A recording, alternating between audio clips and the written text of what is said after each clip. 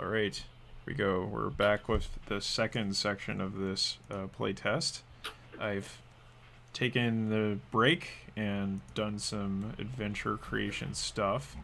But before we get into the session, I thought since they went through all the trouble of creating player directives for this game, we might as well take a look at them. If I can just find them. Where are they? This is notes. It's probably further up in the text. Oh, I know what you're talking about, like that list of stuff. Here we are. It's on page 5 of the PDF. So for the players, the principles of play. So your principles are the rules you must follow. Do not break them. Be driven. Whatever your character believes in, whatever their drive may be, pursue it. If you're here to be a hero and save the world, go for it. If you're a paragon of all that is good and just, show it. If you're a heartless bastard, revel in it. Be brave and take risks. Your adventures will be dangerous. You will get hurt. So do dangerous, crazy things. Take risks and deal with the fallout. Your character is ultimately imaginary, so don't be afraid of the consequences. Make this story interesting. Embrace the fantastic. Don't let the world be boring. Do fun things. Make the world weird. Commit to acting and being fantastic. Begin with the fiction. During play, describe what your character does within each scene. If you notice that someone's actions, your own or someone else's, trigger a move, call it out. Make a move that follows. You can only make a move you meet the trigger for, and the results of your move will tell us how the story plays out. You cannot make a move if you don't fulfill the trigger. So this is just about having fictional positioning that matches the moves you're doing. End with the fiction. End each move by describing what the results look like, and then move on to what happens next, and the moves that follow it. So when you finish doing a move, describe how that move plays out. Remind us of your moves. So basically this is about calling out the sort of special moves you can do, because we're all going to be looking at the basic moves, but only you can see your special moves for your character. So if you see something that triggers one of them, then make sure you say so. Always ask questions. If you don't know, ask. If someone asks you, answer. And don't steal the spotlight. When another player is taking action, let them do so. Don't interrupt, don't take over, don't get in their way. If they don't know what to do, you can give them some suggestions, but your hero shouldn't jump in and take their moment from them. It's their turn to shine, not yours. And but shine when you have it. When you have the spotlight, use it. Do something cool, do something fun, do something wild. It doesn't matter so long as you do something. So the last thing to mention here is the spotlight rules.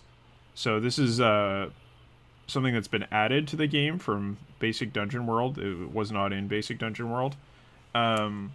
It's basically a way of determining like initiative, kind of, based on the fiction. So when someone is in danger, they get the spotlight. When someone hasn't done anything in a while, they get the spotlight.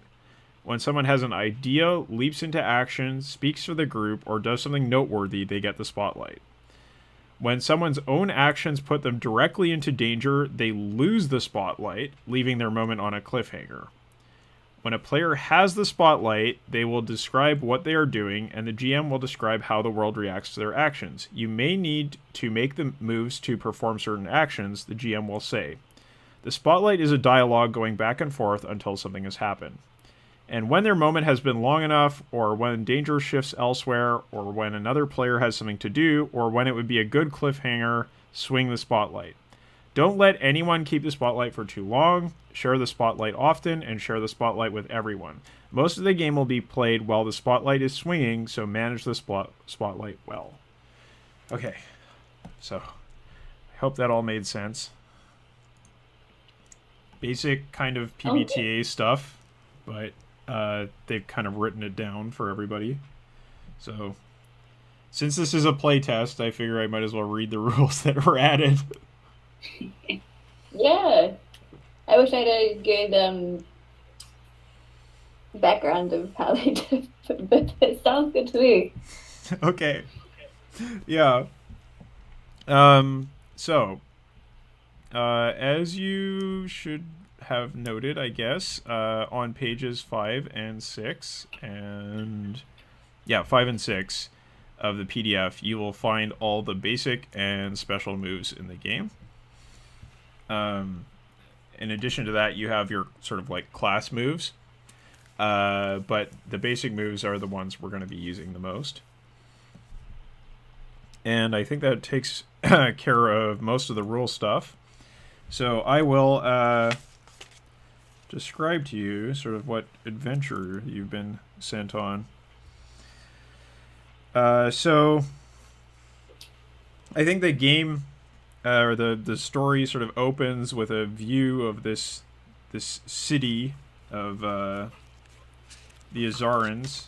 This large, bright city atop a fjord with this waterfall and all these water clocks. And I think the largest water clock in the city is the water clock that like measures how long the king has lived. And it's probably like in like the like 600th year or something like that. It's just like to show like our god is so great. They've kept our king alive for 600 years now. And it's kind of dominates the horizon of this city. Um, and we pan down from the top of this city to the gates that are on its outside perimeter wall, and zoom in, and we see our two characters, Aelfar and Octavia, who are mounted and preparing to undertake a quest. This quest is to retrieve amber from the resin of the great demon tree of souls that lies at the heart of the great forest in the twilight land of If. So you have been sent by your god to retrieve this resin, which will grant further longevity to your people. And it is held by these demons inhabiting this forest far across the swamplands that lie between here and there. So, my questions for you are what kind of mounts do you have to go on this journey? What sort of creatures have you mounted? Ooh.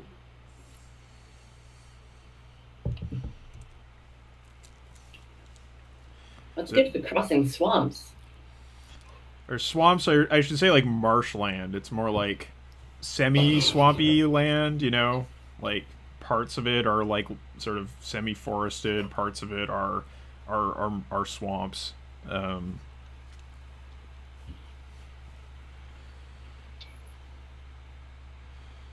I That's so cheesy, but I kind of like the idea of stag, like something like not like something a bit more interesting than horses. so not horses. What do you think, Alex? Yeah, I'm always down for not horses.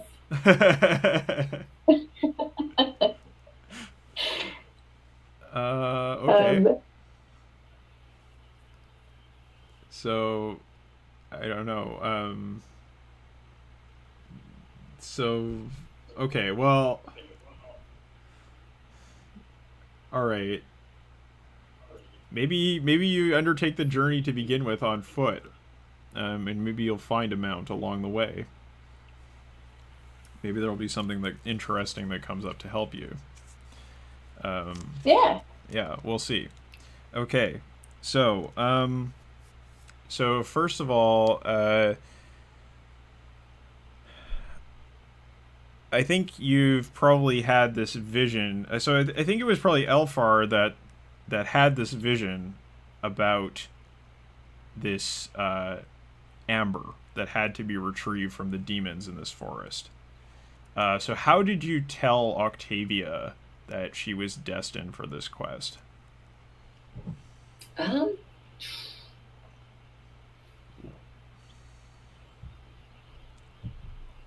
Hmm. Probably didn't do it directly, to be honest. Probably would have like gone to the father of the church Mm-hmm. and explained the vision I had, and then we were paired up as the team to go retrieve it. Okay. Okay. So like it's kind of like a coincidence. Like even though like you have like this family connection that exists, it was like you went through the authority of the church and then you went off together. So it was like it was maybe it was like the church father that told Octavia about the quest, and then you sort of conveniently were brought together with her. Okay, and Octavia, what was your feeling when you heard you had this quest that you had to do for your god? Inwardly, there was this like excitement that was kind of tempered with like, but it wasn't a surprise Mm-hmm. because this is like the thing that her family's done for generations. But on the outside, of course, exuded calm and uh, yes, grounded calm. Okay, when so you were when you like took a knee, yeah, inwardly yeah. perturbed, but outwardly unperturbed, Mm. and followed all the sort of pomp and ceremony of your position. Okay, great. Of Yeah, course. so I think you set off from the city. You can see it sort of receding in the background as you proceed down these hills into the marshlands beyond. There's like villages that have kind of sprung up on the fringes of the marshlands, uh, but you soon pass even them, and you undertake a perilous journey through the marshlands. So we're going to use that move. So this is a special move, and when you travel through dangerous lands, indicate the course you'd like to take. The GM will tell you how far you should be able to get before needing to make camp. Then choose one party member to scout ahead and one to navigate, resolving those moves in that order. So yeah, so I think the lands that these marshlands, I guess there's basically two ways you can navigate through them. One is the more direct route, which will go straight across the marshes, and the other is to take the circuitous route that goes like down to the south and like through some more sort of like semi-forested kind of savanna land, but that will take longer. So which one would you rather take? Hmm. Well, I feel like the most time efficient one Yeah, our would Yes. time on this earth is limited. Okay, yeah. So are you going to take the direct route? Sounds good to me. All of right. course we will be guided through by our deity and will be well. Yeah, Of yeah. course. Of course, yes, absolutely. Okay, so so which one of you would like to scout ahead, and which one of you would like to navigate? I've got a pretty good wisdom and a decent intelligence. How Mm-hmm. about you? Um, hang on, where is my Excel file gone? That's the wrong one. I am wiser more than I am intelligent, as is any paladin. Okay, so So I can scout ahead. I think that makes sense Yeah, for okay. okay, a paladin to venture onward into the unknown. okay. So I'll say traveling through swamp. You can probably get about a quarter of the way to your destination before having to make camp normally. So let's see then. So roll with wisdom to scout ahead. I think it's 36, like Hmm? Sorry, you cut out there. uh, I'm guessing it's 2d6 2d6 plus wisdom. Yep, that's right. plus wisdom. Cool, cool. Ooh, that is really borderline. Hang on.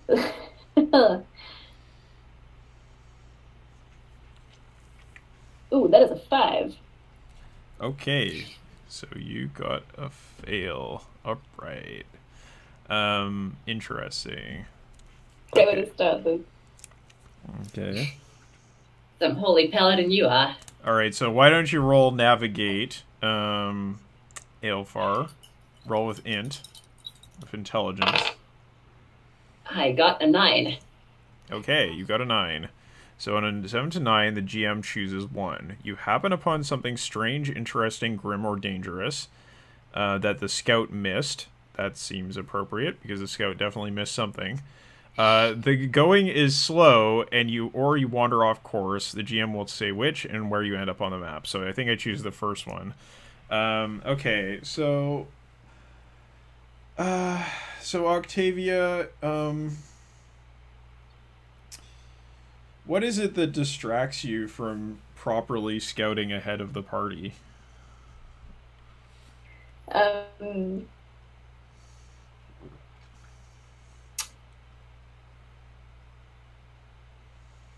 I feel like it's a route that looks sturdier than another portion of land in the swampy area. Mm-hmm. But the swampy area is like danger is gonna come from. So she's like, I'm looking out for the safe path, but the danger. I might have onto my phone. Okay, so your connection was cutting out a lot there. Maybe you can turn off your video. If you can bear with the drama. Okay. Okay. Yeah, 1 second. All right. Ooh.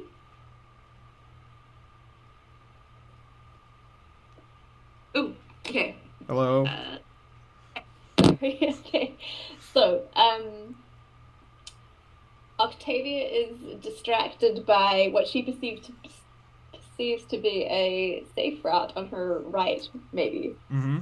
And it's sort of eyeing up the viscosity of the land there, because like some of it's quite swampy, and completely like misses a more dangerous area that's like a bit more like scraggly and bushy and hard to get around. Right. So it looks like, oh, I can't walk there, so I'm gonna ignore that.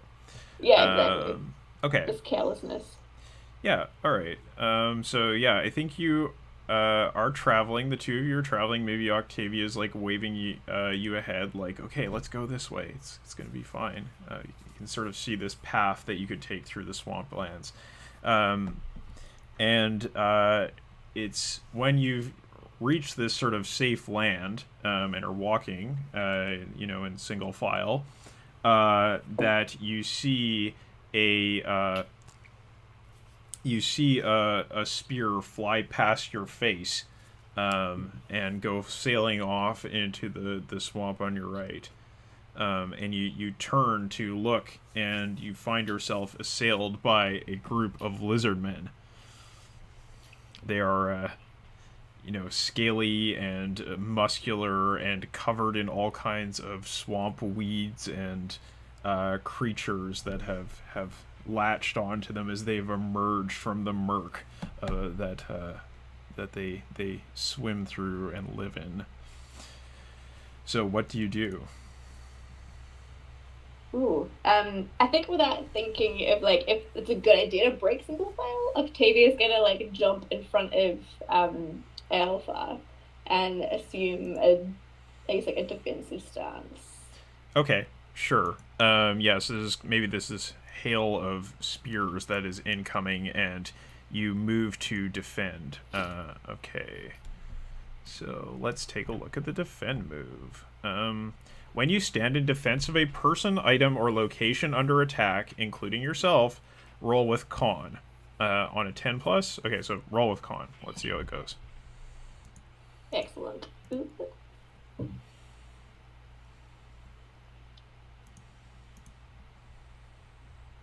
Ooh, okay, that's I got an 11 flat. So that's definitely Okay, great. and yeah. Yeah, so on a 10 plus, hold 3. As long as you stand in defense, when you or the thing you defend is attacked, you may spend your hold 1 for 1 to choose an option from the list below. Redirect an attack from what you're defending to yourself. Have the attack's effect or damage. Open up the attacker to an ally, giving that ally +1 forward against them. Or you deal half your damage rounded up to the attacker. Okay. Ooh. So would you like to do one of these right now? There are incoming Yeah. attacks. Spears. Um, I would like to have the attack's effect right now. And I'm kind of eyeing up holding, uh, creating an opening for an ally Mm-hmm. and sort of like dealing counter damage. Those are the others that I'm kind of eyeing up. Okay. Maybe throwing a spear back at them. That would be pretty badass. All right. Okay, so I'm going to roll damage for these guys, I guess.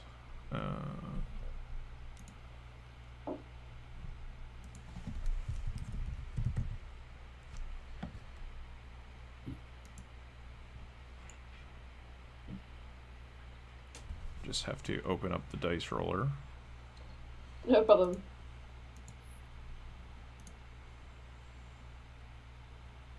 Okay. Or actually, you're supposed to roll damage. That's right. That's how this game works. Okay, so roll 1d6 plus 1. Cool, cool.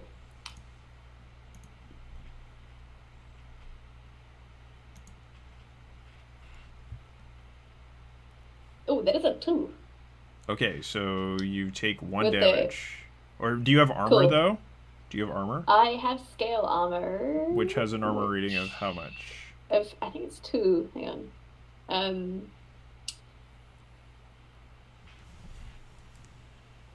oh crap. It's /2 AC. Yeah, 2. Yeah, 2. Okay.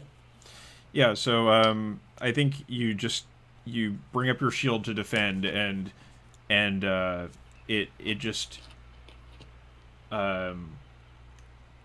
sails off of your armor, no problem. You don't take even the slightest amount of damage from it, as the spear comes towards you and just sort of skits off harmlessly into the swamp and lands at your feet. All right, so now I need to follow the rules here about the spotlight. So, when someone is in danger, they get the spotlight. And now, I think it should be your turn. So, Aelfar, what are you going to do? You are under attack by lizardmen. There look to be a group of about 4 of them. These heathens need to learn their place. Okay. Do you say that out loud? Oh, of course. I'm going to use invocation. Invocation? To smite these people with divine wrath. All right. Let's go. How does that work? Tell us. Roll 2d6, and it deals 1d6 damage plus 2, and there's some side effects that may occur. Is that single target or multiple target? Or I think it's single target. I wonder how that works in this game, because does it say on any of the spells like this is a multiple target spell, or does it say this is a single target spell? Comparing it to Fireball mentions the foe and everything thereby, and Divine Wrath says a singular foe. Oh, this is a foe. Okay, got it. Great. So let's see what happens then. Alrighty.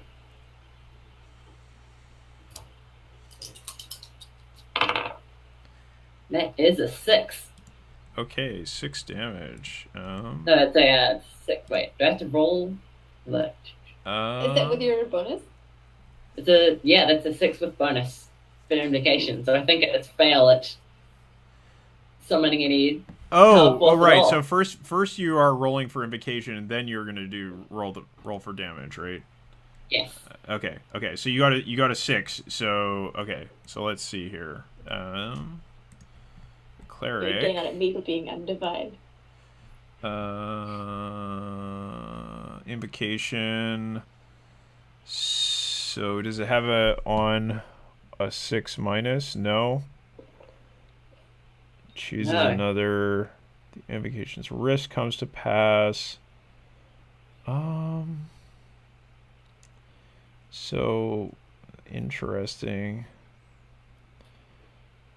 Yeah. So I guess it's like you don't manage to do the thing. You don't manage to cast a spell. So I think yeah, you call out to your god, to Azara, in order to smite these heathens, as you say. Uh, but when you look up into the sky, you see that the sun becomes obscured by a cloud that moves in its path, uh, and you take this as a terrible sign that you have somehow displeased your god. And so I want you. Let's see here. I want you to take the confused debility. Okay. So that means, so debilities, I believe, give you a -1 when you're rolling with that thing. Um, yeah, I think that's how that works. Yeah, it says underneath. Yeah. Abilities marked -1. That's it. So you take the confused ability, and now, uh, so Octavia, you see that your comrade has been confused and seems shaken somehow when nothing occurs, when she calls for divine power. So what do you do? Um, I immediately assume it's the presence of these unbelievers, as they have been labeled, and would like to hack and slash. Okay, so how do you do that? Remember, you gotta you Um, gotta you gotta say how you're doing the thing before you can do the oh yeah, move. yeah, that's a good point. Yes. So having deflected this volley of spears that has landed among them, she's going to take like those few seconds between throwing and then arming oneself again to sort of dash forward and Mm-hmm. then just like with the longsword into hopefully a less scaly part of the lizard men. All right, so you're going to stick him with the pointy end. All right. Yes. Cool. So roll for hack and slash. It's with strength. Excellent.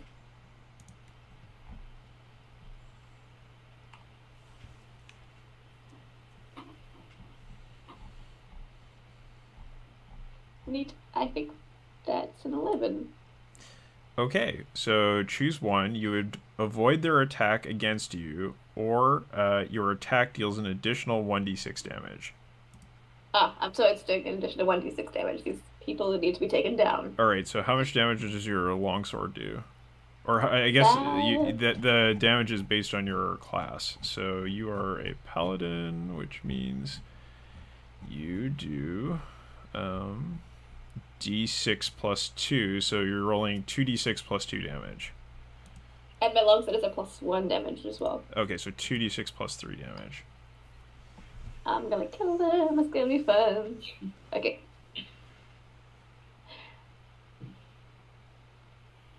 Oh, I spoke to Sin. That's a 4 on the dice +3. Okay, so 7. Okay. So 7. Yeah. So okay. All right. So yeah, the front uh, okay, so the question here for, with hack and slash is how many of them did you want to engage? I should have asked you that first. There's four of Oh them. yeah, How many of them do you want to engage? I just had one in my mind. I feel like Okay, playing these okay, rather one of like them. All right. single-handed. Okay, so you are going to. So now you need to roll 1d6 plus 1 for the damage you Cool. take from them.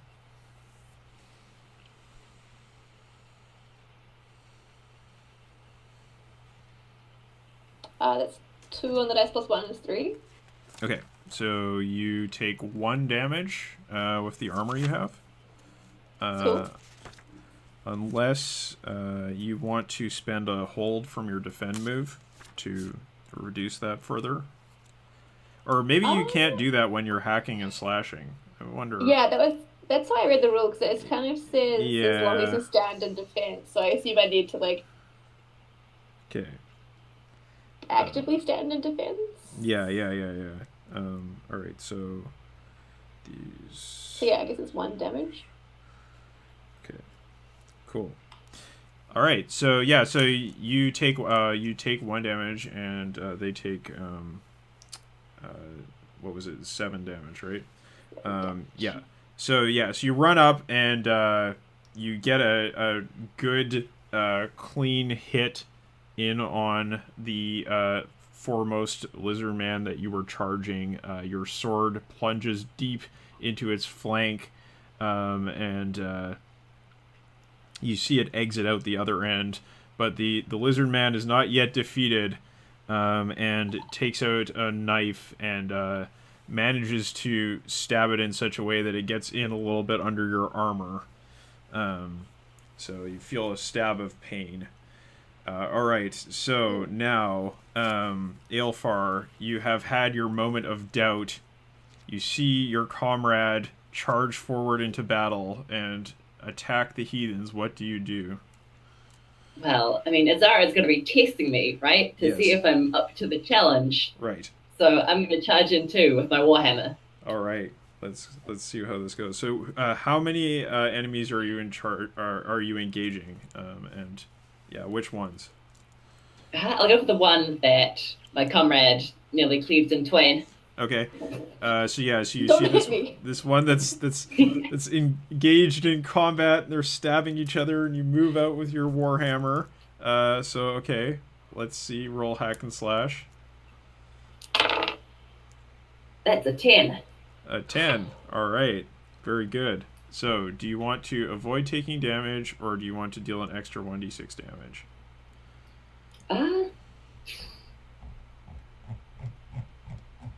I'll avoid for now. How dead do you think he is? All right. Okay. So roll Just for saying, I'm the healer here. roll for your damage. This is just a straight 1d6. 1d6. Okay. Should say on your cleric sheet, how much damage. Yes. It's 1d6. Yeah. That's a 6. Great. Okay, so describe how you finish off this sorry lizard man. I'm thinking just like straight overarm, right into the head, like a watermelon. Yeah, just Yeah. okay. So yeah, there is a gory squish as your mighty warhammer cleaves down into the lizard man's skull, and there are various things splattered into Octavia's face. I love it. Another enemy has been felled for Izara. So now, just want to check something. So that's one down. And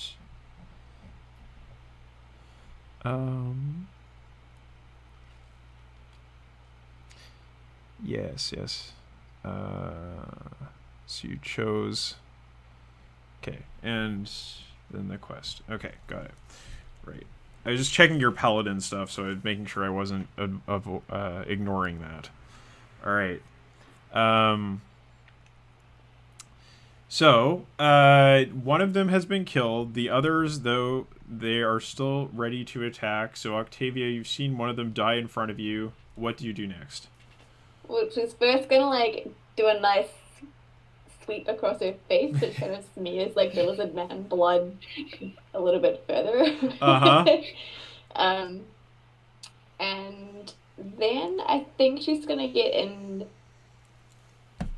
defense again because I've just remembered that I have courage, which means that all of the damage I would deal, all the half damage I would deal is dealt in full Yes. whenever I attack another person and choose to damage the attacker. Well, I don't think you can defend right now because Okay. you still have initiative, right? Oh, It would yes, be like yeah. if you rolled a miss and then they attacked, or if maybe if your comrade was like taking damage because of hack and slash, then you could move in to defend. I think that might be a thing.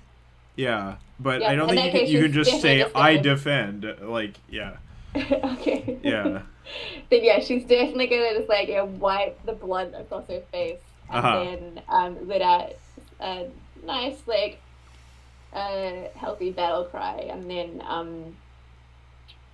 run at the nearest lizard man again. Okay, cool. So you're going to engage one of them again? Are they like too close together? So like maybe she could do a bit of like Yeah, one totally. You two. could do that. Yeah. Yeah, she's gonna go for try to do the old one two, like stab one there and then like behind her, kind of, or to the side or something like that. Okay. Great. So go for it. Roll hack and slash. Excellent. Oops.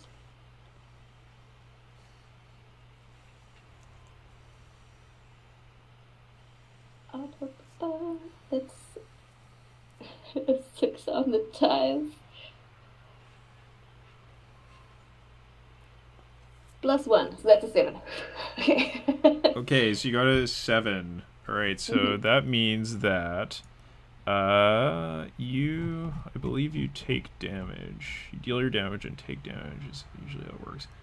Yeah, deal. Yeah, Yeah, yeah. Okay, so roll for your damage. that was 1d6 plus 3. Uh, yes, that's right. Cool. Oh, hang on, I'll roll a different. There's my damage dice. That's a 5 plus 3. 5 plus 3 is 8. Okay. Okay. And now roll 2d6 plus 2 for damage you take. Cool.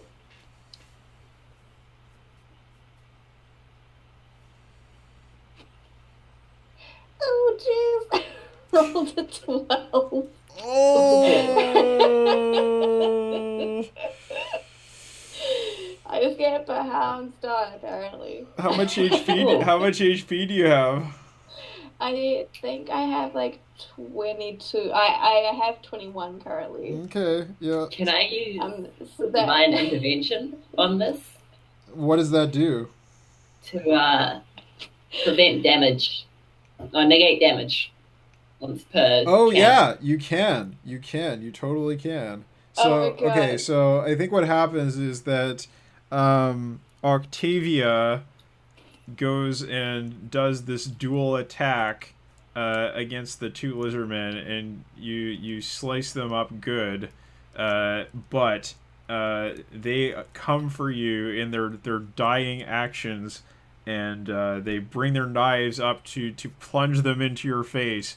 But then suddenly the clouds part, and the light of Izara shines in their faces, and they're blinded, and they sort of hiss as they fall back and are unable to attack and die on the ground, bleeding out. So there's one of them who remains, and I think he falls to his knees, having seen this terrible miracle that your god has wrought, and says, Mercy! Mercy! May I, Alpha? All yours, Octavia. Okay. So Octavia's going to say, "There is no mercy for the unbeliever," and just like saw through the face. Yeah, okay. Cool. Your god is pleased. Yeah, so the sword goes through the back of their head. We get this shot from the side. They're just like, ah. Yeah, so mercy has been denied. Your tenets have been upheld. So is there like a thing when you like do what you have? Oh no, wait. So it was your. That was my drive. Right, your drive. Okay, so yeah, you'll get experience points for that. Okay, yeah. Right. Very good. And, okay. Yeah, so there was, mercy has been denied to the unbeliever, to the wicked who has attacked the child of Azara. It's not acceptable. So yeah, there's a small group of corpses that lie at your feet, and you continue along your way, guided by your unerring sense of direction, as and then go and make camp. Maybe you find like a small sort of island in the swamplands. All right. So, making camp is perhaps another move here. When you make camp, when you settle into rest, choose someone to manage provisions. Then, if you eat and drink, and if you have enough XP, you may level up. So, yeah, you don't get XP for killing things in this game. Oh, right. But I think you still get XP for a miss. I think that's still a thing here. I don't think that's been changed in this game. I don't think. Yeah, so you should... I think each of you rolled one miss. 6 minus. Yeah, there was a miss for scouting. Yeah, so each of you should have 1 XP. Yeah. Okay. Yes. So... choose someone to manage provisions. Manage provisions is roll with wisdom. Which one of you are going to do it? I'm pretty solid at wisdom. Okay. And yeah, I think because you've seen this like glorious conquest in the name of your god and the miracle that has been wrought by them, you no longer are confused. Nice. So you don't have to roll with a -1. Yeah. Okay. So yeah, go ahead and roll with wisdom. That's a 4. All right. So take another experience point. So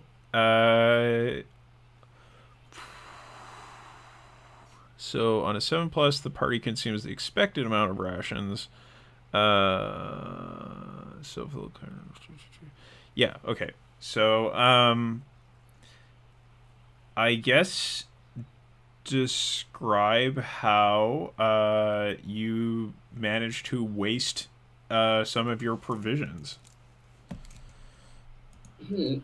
I suppose I'm so walking on cloud 9 after Azara recognizing me again, and I'm carrying the food to the cooking pot, yeah, and I don't see this branch sticking out of the mud in this trip, and all the food just goes into the swamp. Okay, yeah. So the food is in the swamp. Some of it is wasted. So each of you, I think, consume 2 rations. So I think Octavia will say something when she finds this out. I'll be like, "Please do not worry, Alpha, for soon we shall feast upon the souls of the." I can't say with a straight face. Souls those heretics and unbelievers.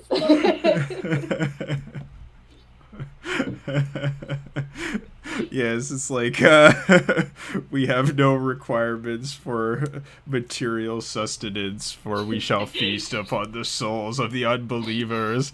Uh, Yeah. all right. Okay, so tell the GM what precautions, if any, you take to avoid detection or see danger coming. If you get at least a few hours of sleep and ate and drank the night before, heal damage equal to half your maximum HP rounded up. Okay. So, yeah.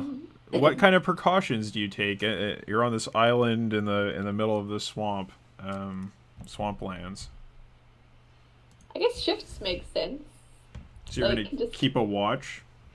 yeah, I can't think of anything immediately unless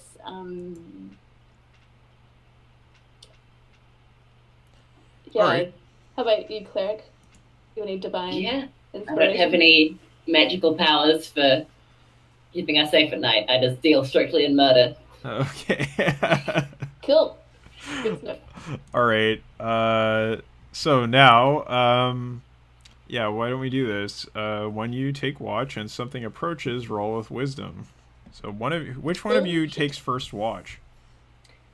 Um. I'll still be I feeling think bad I from remember dropping you. all the rations, so Oh, okay. I can take first watch. All right. So go ahead and roll with wisdom. That's a 9. Okay, on a 7 to 9, you're a few moments too late. You manage to alert everyone, but nobody has time to prepare. Okay, so, yeah, so you see... what could it be? What could it be? Oh.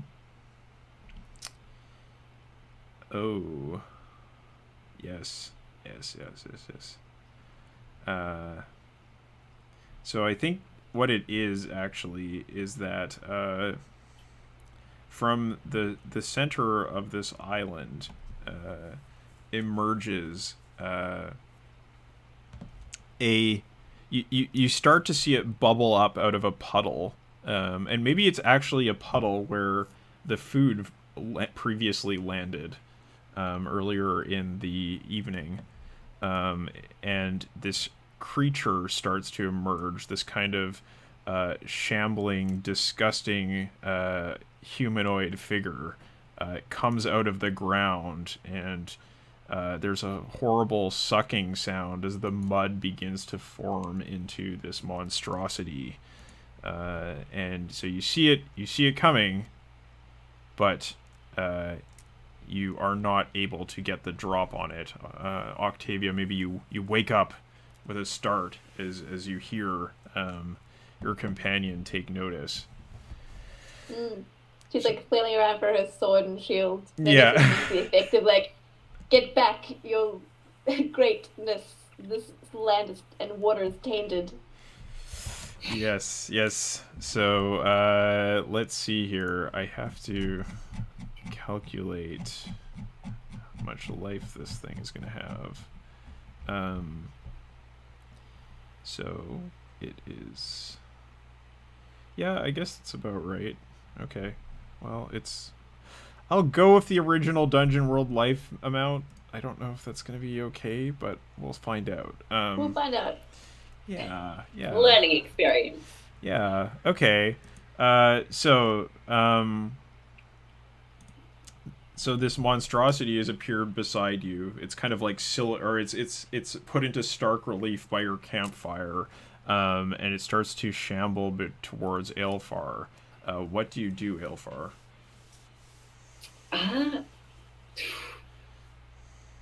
Well, first, whatchamacallit, reaction is to smite the danger. So I'm going to take another whack at Invocation. Okay. Use like the light from the campfire to try and drive it back. Yeah. Divine holy fire. I like it. Yes. That's a 4.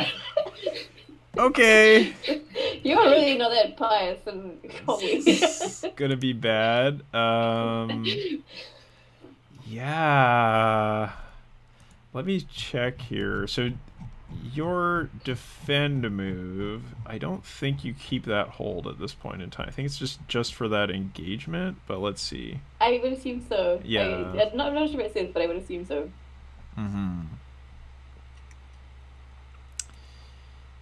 Yeah. Yeah, it says as long as you stand in defense. Yeah, so it's no longer you were saying in defense. So yeah, it's just gonna let's see, what is it gonna do? I think it will. Yeah, it's gonna attack Aelfar, and like it's this weird like sort of viscous mass that is humanoid, and you call out to your god, but before you can even speak the words,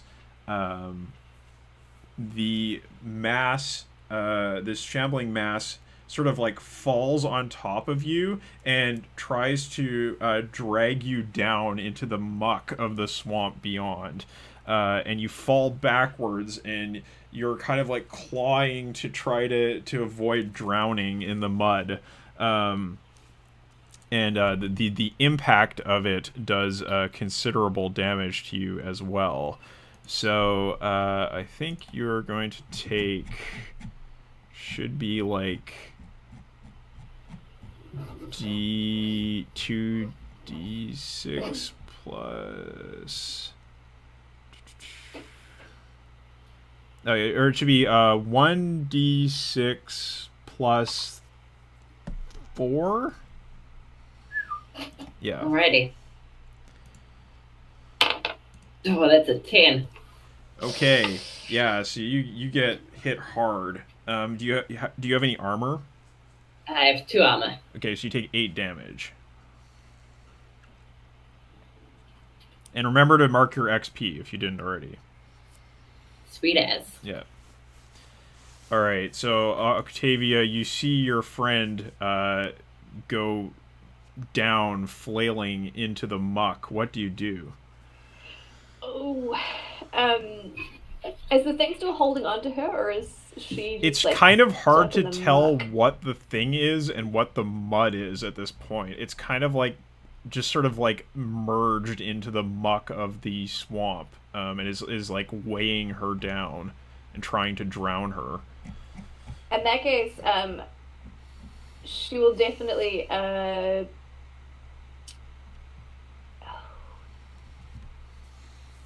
drop her sword that she just armed herself with and dive in to pull Elfar from the muck, Okay, so I think saying, "Get back, you unclean demon all right. of muck." So I believe this will be a defy danger move. When you act despite an imminent threat or suffer a calamity, say how you deal with it. Then roll and add. I think this is strength. So roll 2d6 plus strength. Cool.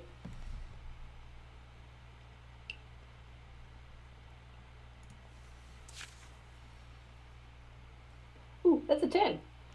All right. So on a 10 plus, you do what you set out to do, and the threat doesn't come to bear. So yeah, I think you reach into the muck, and you pull out Aelfar. You just like you're like arm deep in the muck, and you like manage to like pull her out. Your muscles are rippling, and the two of you go flying back as she gets taken out of the sucking mud. So Aelfar, you've landed maybe on your butt or something on the ground there on the island. What do? You feel the air rush back into your lungs as you've been removed from the muck. Can I still see the creature, or is it like? You can kind of see it like forming itself again out of the mud at the edge of this island. Okay. It's got to work at least once, right? I'm smite it with Jesus Christ.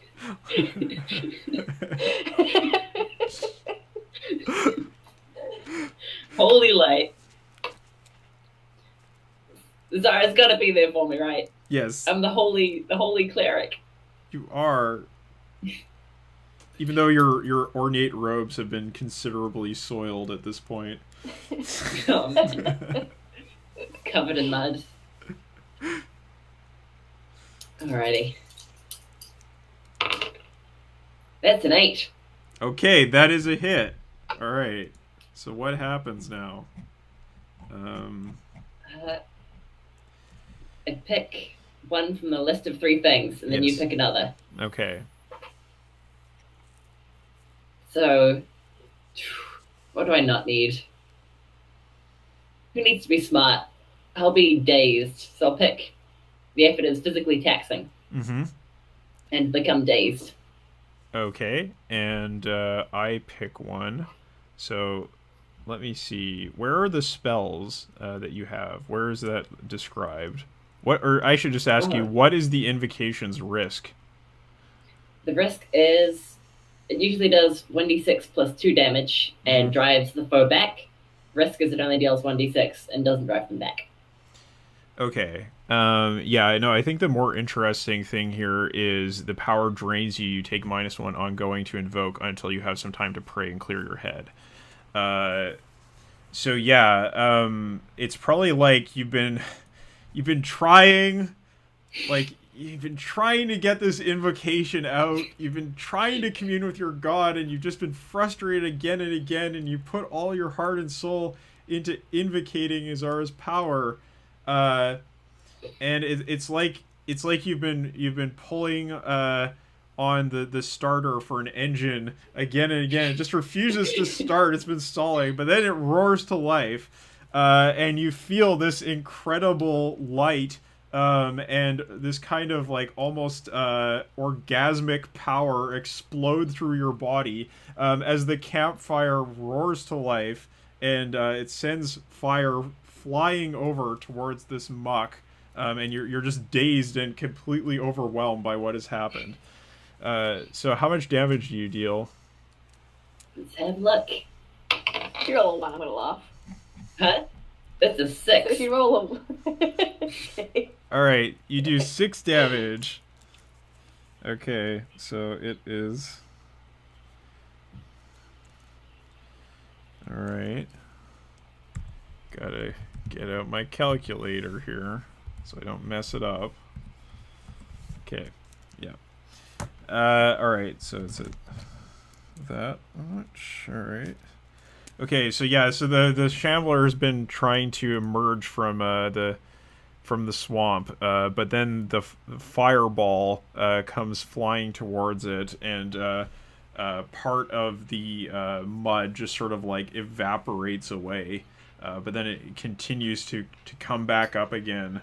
So your companion has been dazed. There's a sort of like blank look on her face. Octavia, what do you do as you see the creature emerge once again?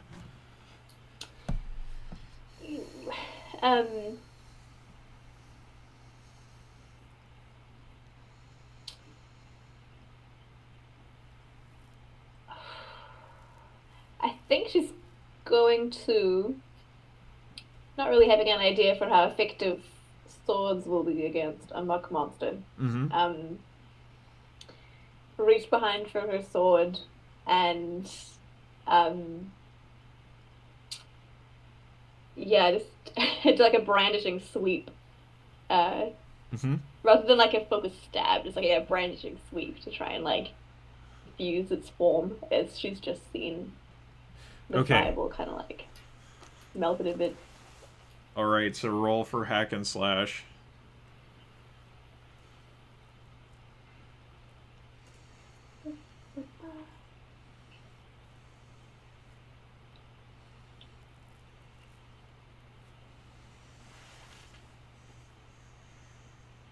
That's an 8. Okay. So you're going to take damage from it, but you will also deal damage. So first roll for your damage. Cool. That's a 2 on the dice plus 3 is 5. Okay. So 5, alright. So keep track of this. And then roll for damage. Yep, roll for damage. It's 1d6 plus 4. Oh, cool. I accidentally rolled 2 dice. Let me try. Cool.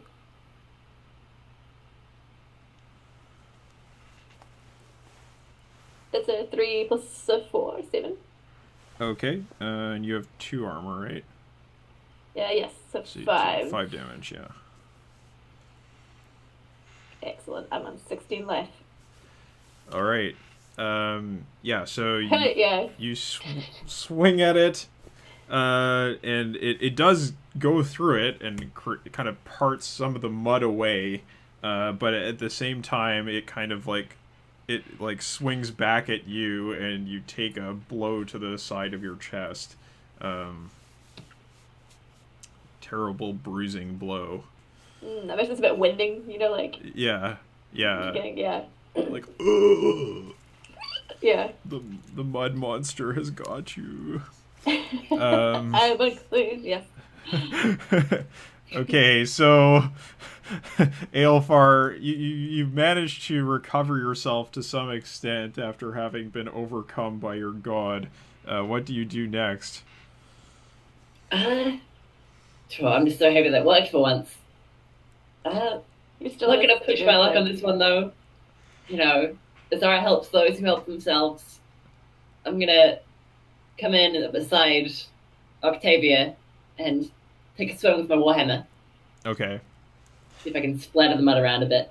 Alright. Go for it. Roll hack and slash. That is a 9. Okay, a 9. I should mention that this seems like a good place to mention it. You can also aid in this game. There's an aid move, so I will describe that.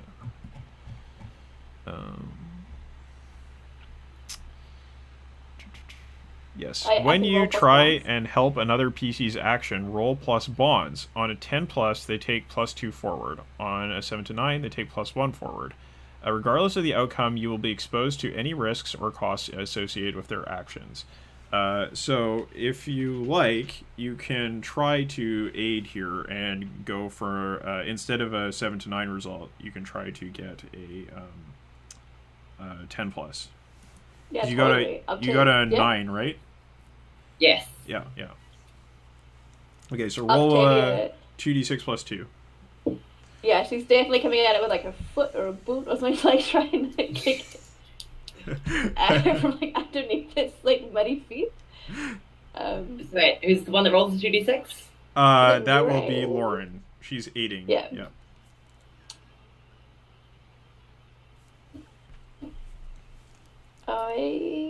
Oh geez, no, I got a 6 even with plus. Are we a 1 bond or 2 bond? 2, yeah. Oh, cool, that's a 7. Okay. So that means that Aelfar takes +1, so you get a 10. Nice. So you can deal your damage and not take damage from the enemy, or deal an additional 1d6 damage.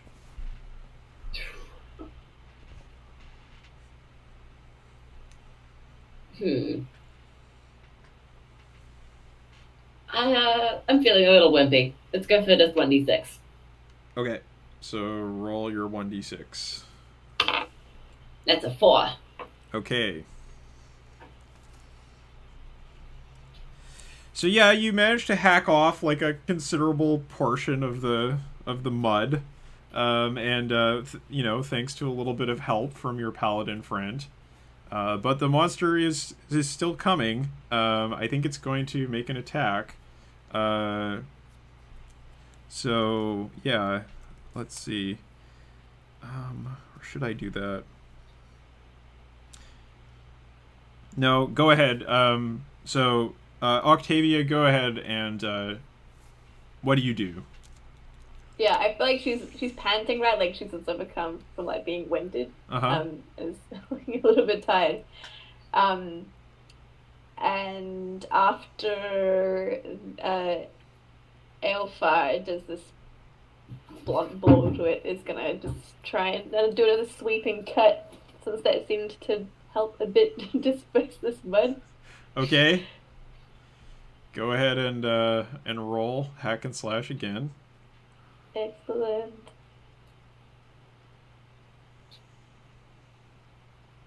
That's a 7. Okay. So I'm gonna take more damage. Yeah. All right. So roll your damage. Let's do this.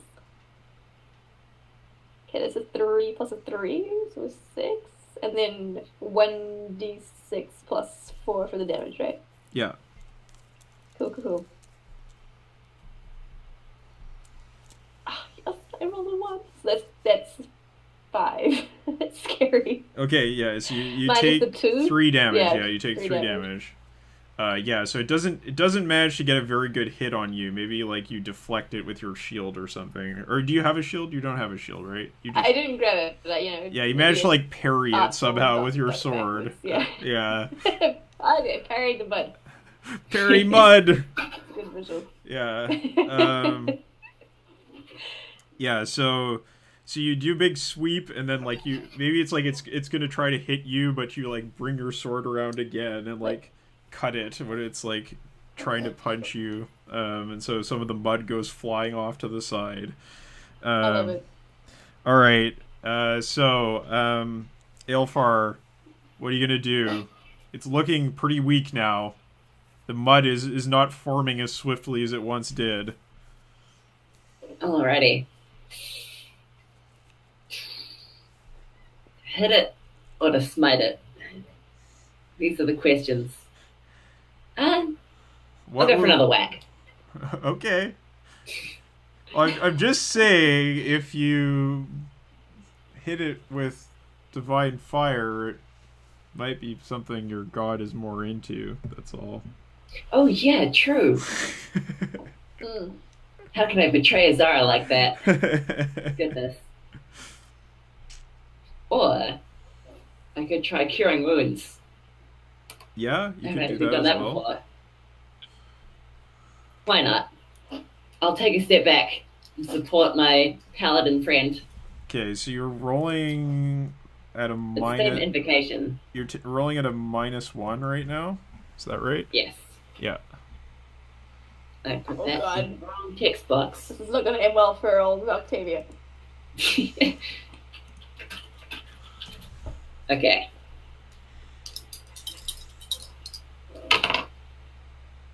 That's an 8. Okay. So it actually works. Yeah. Good. Oh my God. Okay. So again, you choose choose a consequence, and I choose a consequence. So which one is it going to be?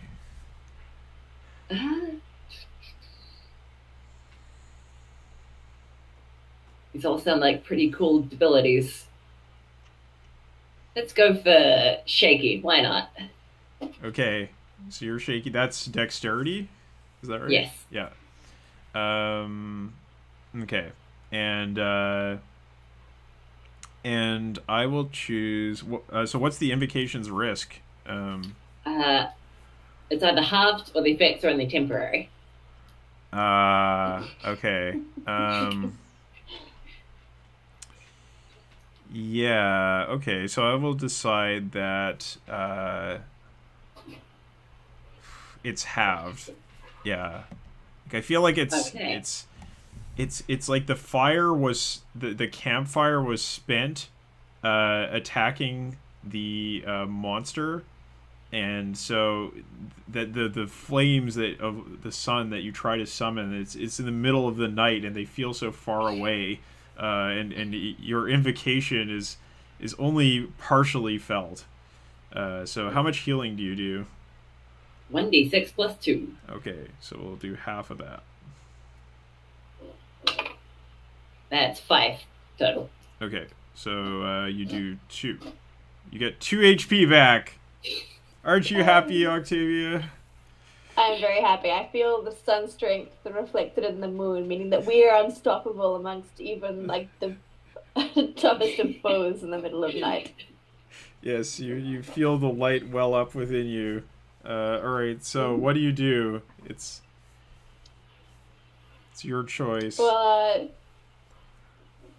feeling refreshed, she is, yeah, just gonna lunge at this thing with renewed vigor, um, and Okay. stab the crap out of it. All right, let's see how this goes.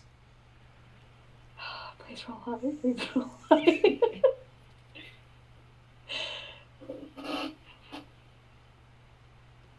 That's a 9. Yeah, the 9. Okay, do you want to aid with this? Yeah, I'm down to Ilfar? aid with this. Okay, roll to aid. That's a 12. Okay, Oh, neat.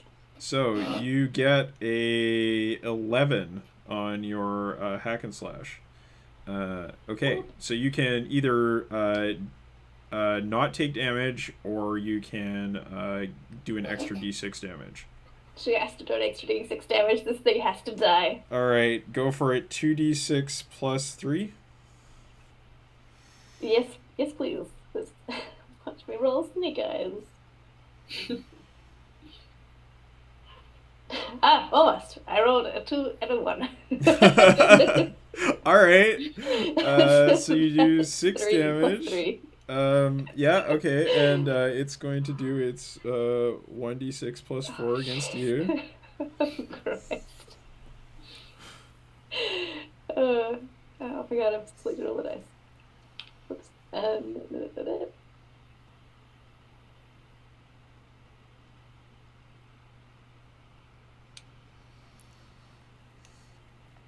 Oh, that's a 5.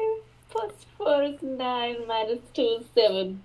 Okay, so you take 7 damage, and I think you Yeah. you plunge your sword down into this muddy mass, and in its death throes, the shambler kind of like explodes out at you as you hit it, and you're just like, there's like this terrible spray of twigs and mud and rocks and stuff that's like blowing up against your face, and so you kind of get like mud blasted, and despite all this concussive force, you come to, you fall back on your butt, and you look forward, and you're dazed, but then you see that on the ground there is a treasure.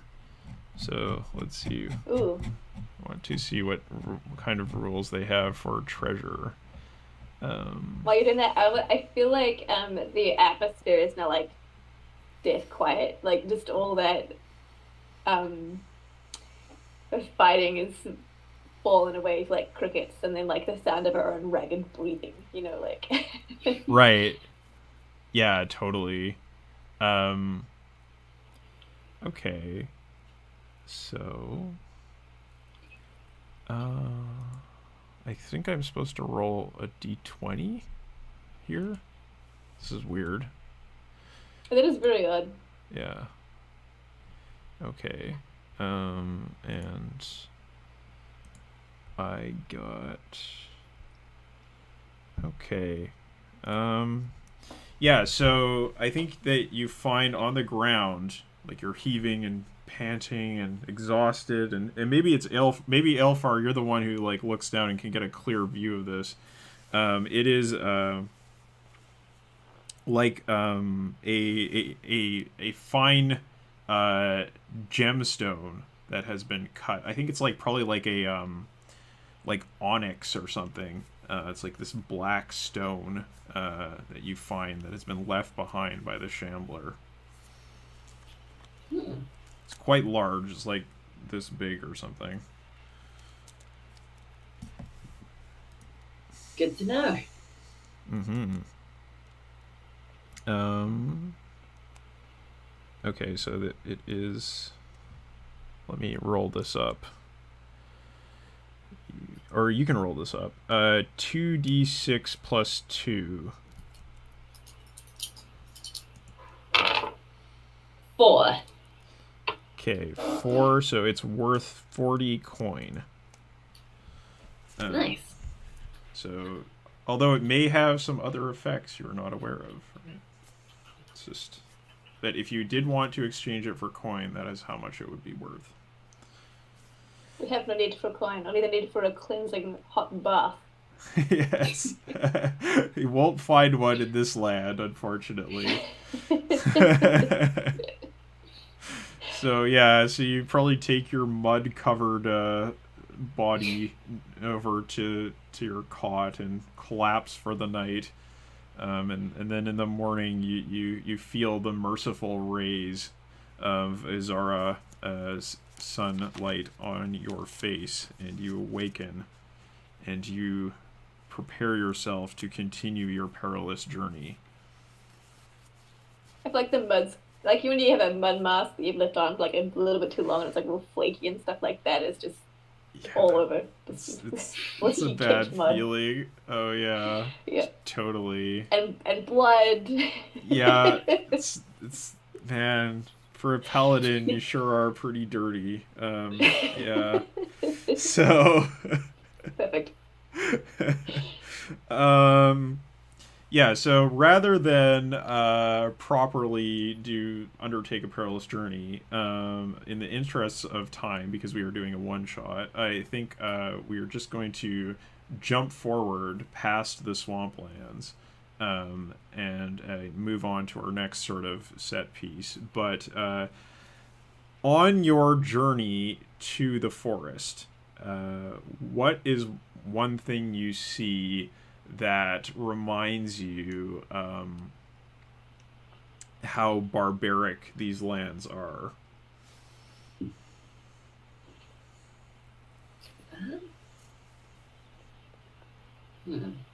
Say it's like another 2 days you travel. Mm.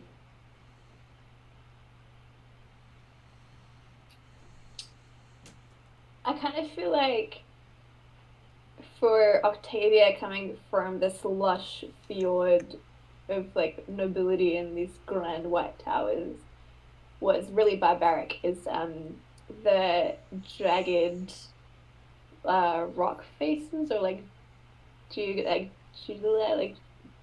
layout of the place, and it's quite like, and the rock here is quite dark and slaty. Oh yeah. And yeah, it's like sharp and not lush and green or anything. It's sort of, it starts like before the forest hits, like there's this part that's particularly barren. Right, so it's kind of like barren and filthy and and maybe it's not even that barren, but like for her to come from this place it's just like lush and overgrown. It's like she sees it as being particularly barren. Yeah. And Ilfar, what does Izara communicate to you in a dream? Oh, in a dream. I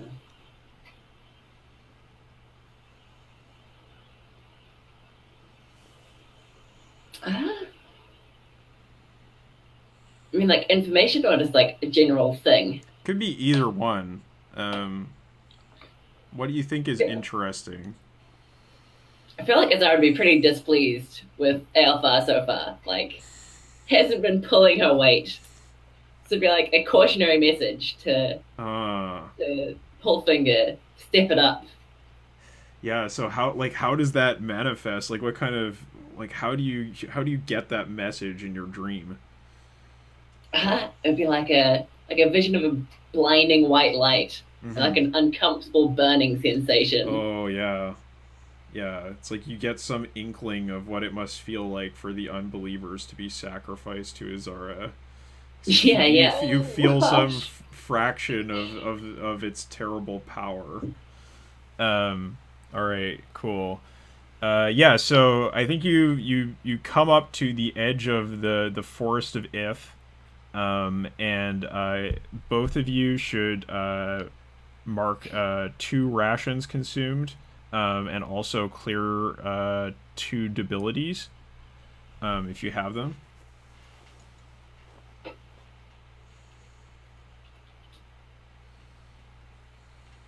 How long does that -1 to invoke thing last?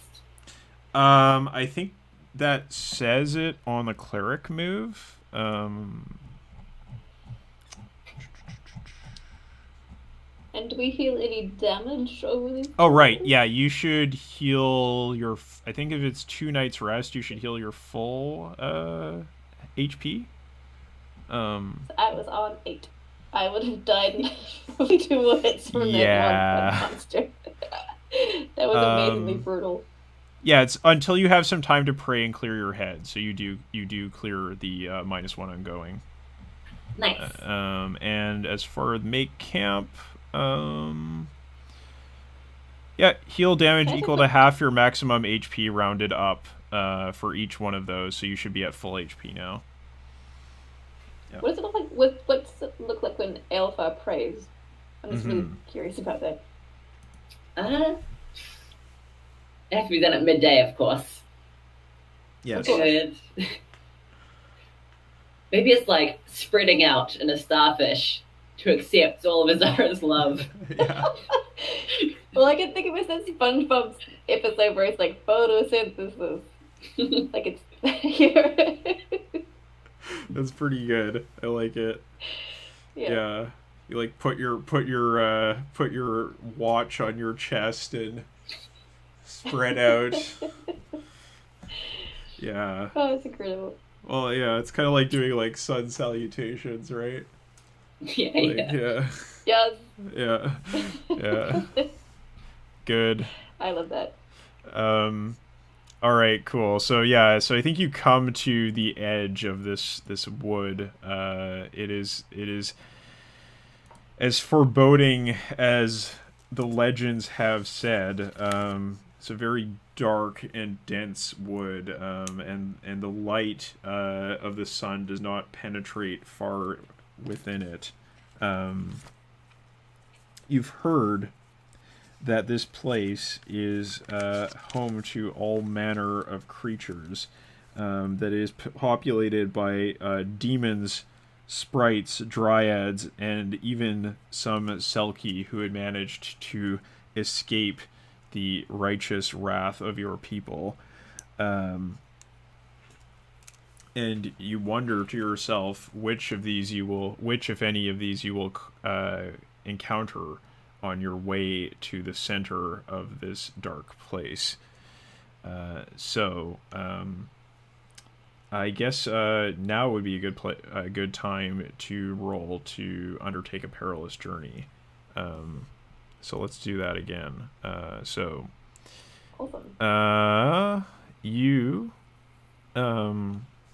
So the GM will tell you how far you should be able to get before needing to make camp. I'll say you can like get halfway to your destination. Choose one party member to scout ahead and one to navigate.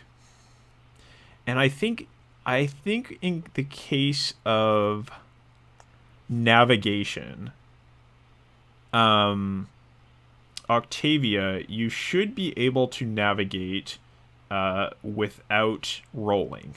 You should be able to get a 10+ without rolling because of the nature of the benefit you get from your quest. Right? Because you have an unerring sense of direction towards the destination. Yeah. I feel like it's like a hot cold thing. Like it's getting like real warm and like vibrating in my chest and stuff. Like it's really closer I can be. Yeah, totally. So if you navigate, you avoid dangers and distractions and make good time reaching a point of the GM's choosing before you need to make camp. However, Aelfar, you do have to roll to scout ahead. Sweet ass. Yes, so roll with wisdom. That's a 9. All right. So on a 7 to 9, choose one. You get the drop on whatever lies ahead. You discern a beneficial aspect of the terrain, a shortcut, some shelter, or a tactical advantage. Or you discover something strange, interesting, grim, or dangerous.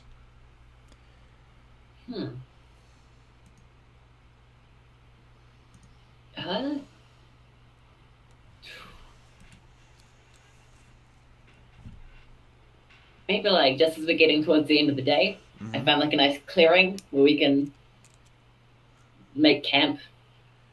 Okay, so this is some shelter. You discover some shelter. Yeah, yeah. Okay. All right. Yeah. So it's a clearing. So I will say like you can take +1 forward on making what is it? Staying sharp when you're camping here, um, because it's good visibility around you.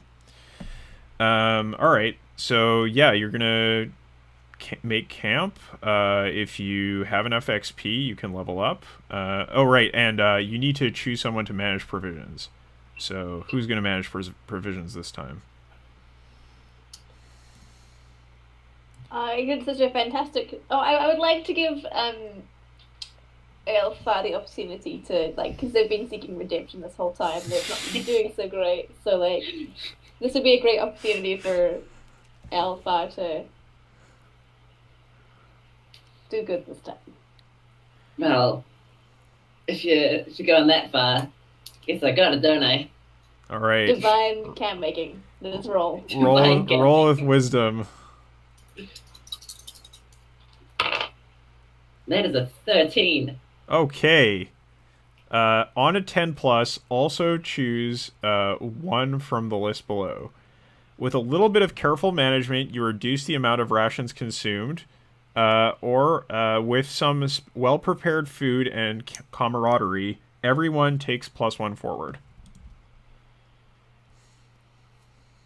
Hmm. Well, we're right next to our destination, right? Yeah, Let's, you're getting there. let's use all our rations with a bang. All right, so you're gonna go for the +1 forward. Yeah, yeah. All right, so what kind of food do you prepare to enjoy yourself? Uh, I'll crack Maybe out find some the herbs. yeah, find some herbs in the forest. Crack out the sun-baked jerky that I've been holding on to for a while. The good stuff in case of emergencies. All right, Ah, even better. good, good. So yeah, so you have some jerky and some herbs that you've found maybe. There is a forage move, but you have to spend a full day to do that move. So you do that instead of traveling. All right, so yeah, so you have a nice meal. Maybe like you use the herbs as like you make kind of like a very basic pesto of them or something like that. Mm. Yeah, and enjoy your meal, and you feel well fed. You look out, or you can kind of like when you look up above you, you can still see some sunlight in this clearing, even though it's getting to be dusk. And you feel some kind of gratitude for the opportunity to see a bit of the light of the sun, even in this dark and strange place. Um, all right, so who wants to take watch? I can take a turn to take watch. All right. Yeah. Yeah. Aelfar, I guess you bed down for the night because you don't need to say evening prayers. It's more about midday prayers. So, and Octavia, you stand watch. So, yeah, roll with wisdom and take +2 because you have +1 forward from the location and +1 forward from the meal.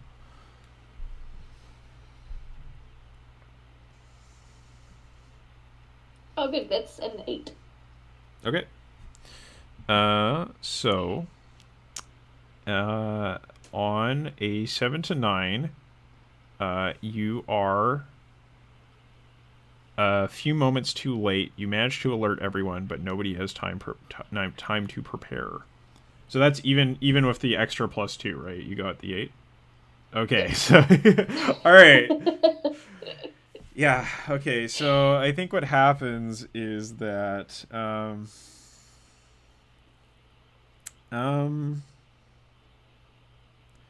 boy, it's probably I'm like sorry. you are in this. Yeah, you are in this clearing, and you see all the trees around you. There's probably like some like moss on the ground and like small sort of flowers that can grow in kind of dark areas, small white flowers, and you see the moonlight coming in from above, um, and around you in this clearing, there begin to appear a number of sort of green ghostly lights that are appearing in the tree branches and at the foot of the trees. You can't quite make out what they are, but they're starting to appear in greater and greater numbers, and it almost looks like they are going to surround you. What do you do? Octavia is definitely going to grab uh, Elpha's arm and shake her awake, but sort of like do the secret signal for don't say anything. And just to like alert her attention to the green stuff around since she has no idea what this is. So, Right. not sure if it's friendly green random things or attacky evil green random things. Yeah. Okay.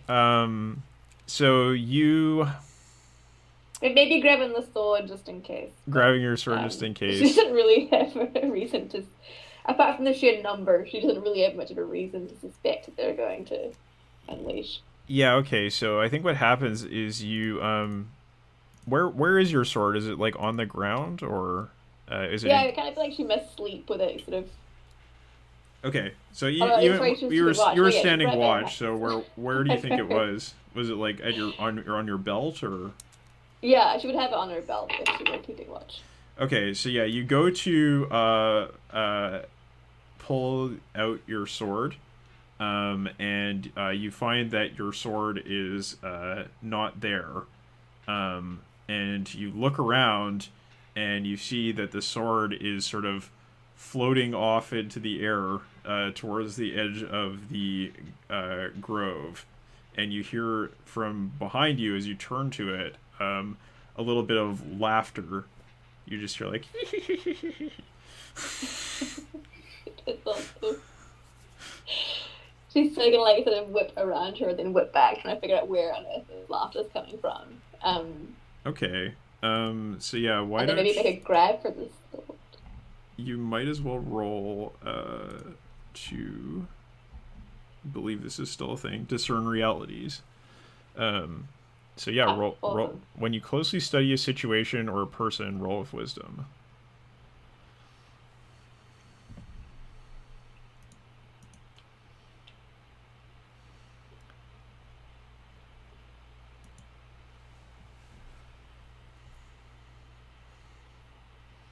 Where is my wisdom? Oh, cool. That's a 9. All right. Okay, on a 7 to 9, ask 1. What happened here recently? What is about to happen? What should I be on the lookout for? What here is useful to me? Who or what is really in control here? And what here is not what it appears to be? These are on page 5 of the PDF. Oh, cool. What is about to happen? You are going to get pranked. Yeah. You notice that, like, as you look around, you just continue to hear laughter, and and it seems as though the laughter is like in one direction, but then you look over in that direction, and it's like in another direction, and it's all very frustrating. May I parley with the air that is stolen my sword? You sure can, but Ilfar, what are you doing? I think you wake and you hear this laughter around you. Yeah, jeez. I got nothing. Uh,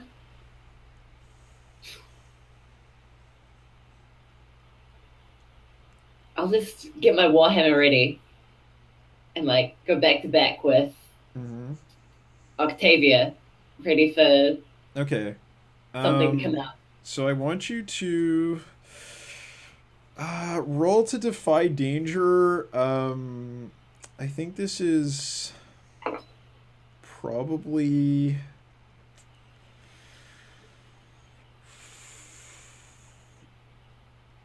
Let me look at the move.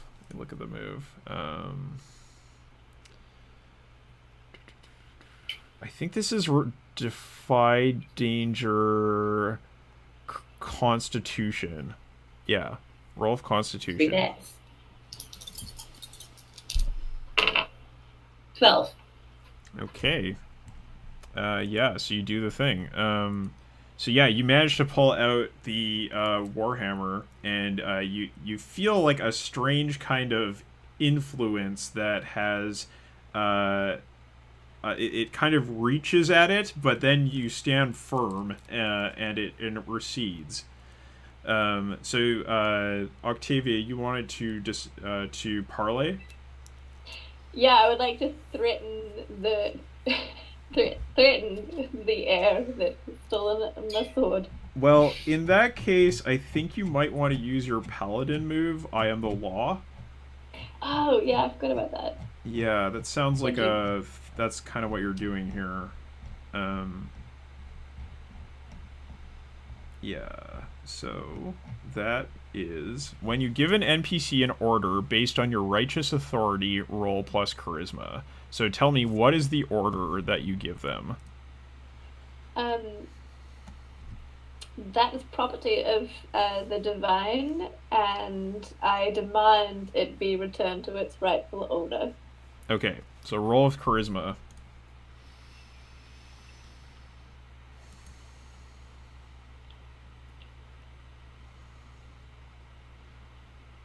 Ooh, I got an 11 on the dice, Oh, plus my charisma, which I think is a 2. okay. So on a 10 plus, you take +1 forward against them.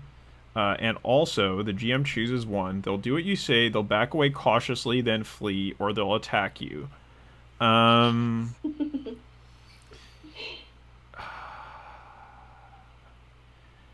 so yeah, I think you say you mentioned the name of Izara. Zara, I forgot the name. Yeah, and Goodness. Paladin, are you? and I think when you say Izara, uh, there's like a kind of like a panicked sound that emerges from the trees, and the sword ceases to float away and just lands. It falls directly down and lands in the loamy soil of the forest. It's kind of just standing up in the soil there, and the lights one by one begin to recede. Um, She's Octavia that's one of those like indignant huffs and then like grabs it by the end and like pulls it out with a little bit more vigor than is like necessary. yeah, just goes whoa, like out of the ground. Yeah, Um, exactly. yeah, okay. So I think the two of you were able to have your rest uninterrupted from that point on and continue into the forest. One more time, go ahead and undertake a perilous journey. Um, so this will be so I assume you're navigating again. Most definitely. And then so Aelfar, go ahead and roll to scout. Roll of wisdom.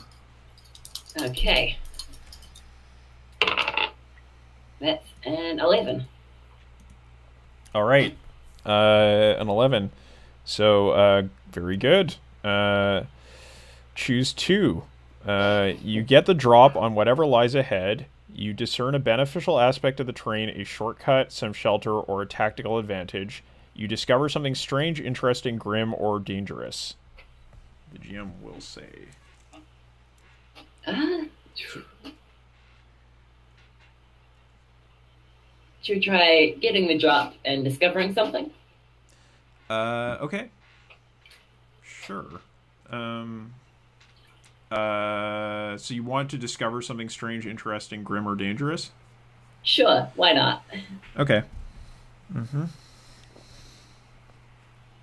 All right. So I think you continue your journey aided by your divine intuition, um, and you make your way slowly but surely through the woods. You see often the distance, as you travel, various sort of mysterious shapes and lights that are moving out beyond the range of your clear vision. But you continue on your way undisturbed, and finally you come through what is it seems to be in a kind of unending forest landscape to the foot of something gigantic. It is a enormous deciduous tree that is so large that it dwarfs even the buildings of your home city. Um, and unlike any tree that you've seen, it has uh, sections of it where in some time past sap has poured forth and has petrified into these long veins of amber that are sort of etched on the outside of the tree here and there. So it is this large sort of brown trunk, but then there are kind of like amber, yellow, and orange designs that have formed all the way down the sides of it. Um, and yeah, it looks to be about in like building terms is probably something like 7 stories tall. Um, and there's kind of like a steady rain of leaves that are falling down from its branches, green leaves all around you, and like even when you get close to it, it's like the sort of loam at its base is just like very soft because there's so many leaves that have fallen that it has formed like this kind of undergrowth of like moss and soil, and yeah, so basically you've come here to collect the amber, but you can't quite get at it yet, because on the one hand you find this like layer of soft soil that's probably pretty treacherous, and also you have to climb up a ways on the trunk in order to get to the amber that you're seeking. Um, as far as getting drop on the opposition, um, I think you notice that. Yeah. You notice that there are like shapes moving in the amber. You can kind of see like a kind of a shadow that is moving inside of the amber when you look up at it. Um, so what do you do? How are you going to get up there? How are you going to get what you seek? Hmm.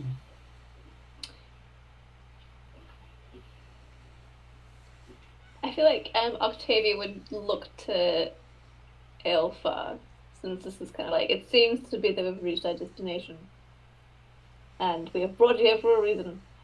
Otherwise, I've got some rope. We can see how far we can get up, even though it's really high. But As always, you're the voice of reason, Octavia. Uh, I think Azara would be pleased with that plan of action. I suppose, but we climbed the tree with rope. It doesn't have quite the grandiose ring to it that I was Uh, expecting on this I, journey. I But suppose I could ask Azara to perform some godly miracle to get sap down from a tree, but Yeah. So as a cleric, you can try to do thaumaturgy. Right. sure. Let's do it. Ask Zara to get some sap for us. Okay. Um. And I'll get the rope ready. All right. So miracles are always possible, but the GM will give you 1 to 4 of the following conditions, separated by ands or ors. It's going to take days, weeks, or months. First, you must X. You'll need help from X. It will require X. The effect will be unreliable or limited. You and your allies will risk danger from X. You'll have to disenchant X to do it. Okay.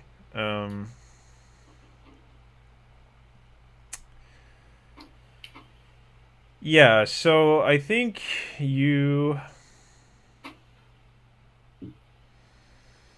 So it will take a day to perform the ritual. And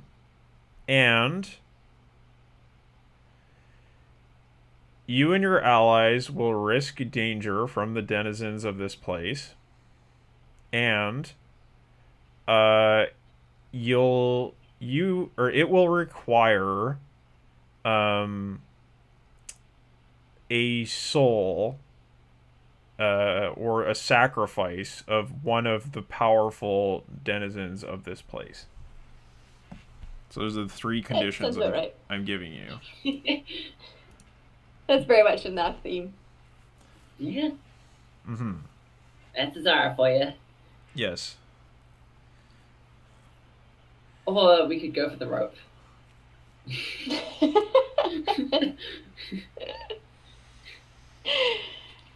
So how high up is the sap again? Like, how high up the 7 stories? So it's not all the way up. It's not, the amber isn't like exclusively at the top. It's probably something like you'd have to get like 3 stories up in order to get at some of it. Okay. So in theory, one could I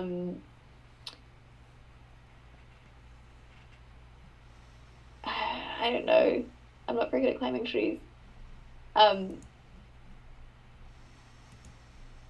Like, I feel like this is probably where Yeah. you need to use your adventuring gear to get up there if you wanted to do this. Yeah, right? exactly. Yeah. Let's okay. Like let's. Yeah. I'll whip out the adventuring gear and oh, belay. Sort of belay, kind of like belay up. Is it the right terminology? Mm-hmm. Okay. Okay. Yeah. I am just taking a look at the moves here to make sure we're using the right ones.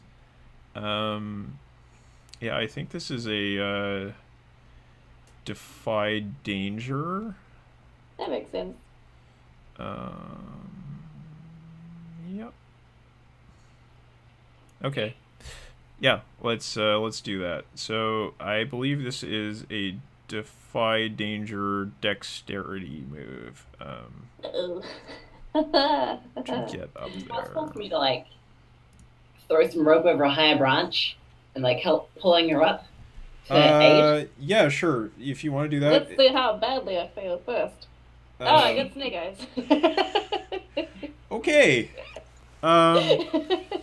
Yeah, so like you're I guess you're like, what are you trying to use, like a grappling hook to get up, or how are you? Yeah. How are you? Yeah, doing I guess this? like hook onto like a branch that sticks out enough to sort of hook a grapple over, and then. Yeah, and like I could see even using like mountain climbing tools because this is such a large tree. Yeah. Yeah. Okay. So I think like, yeah, you probably are starting to climb. You get up like maybe about 2 stories high. Like maybe you have like pickaxes or something that you're using to climb up. And then you strike into a part of the tree that is actually very soft and maybe rotten. and you lose your grip, and you fall down into the sort of very soft, leafy accumulation at the bottom of the tree, and you are drowning in these leaves. What do you do? Ooh. I guess trying to find some sort of purchase. Like, I'm imagining like doggy paddling in leaves, like Okay. trying to claw one's way out. All right. So, yeah, I guess I should follow the spotlight rules here. So, Aelfar, what are you doing? You see your friend fall down into the leaves.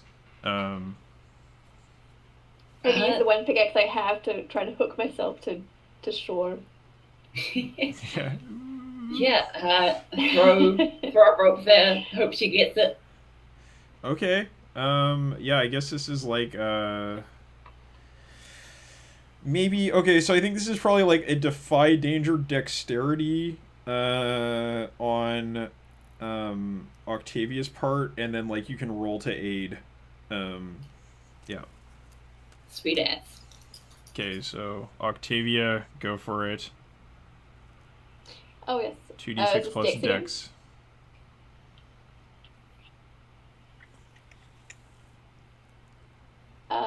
That's 5. Okay, let's see what happens with this aid. 2d6 plus 2. The odds of what? Like 5 out of 12? That's pretty good. You gotta That's a believe. 7.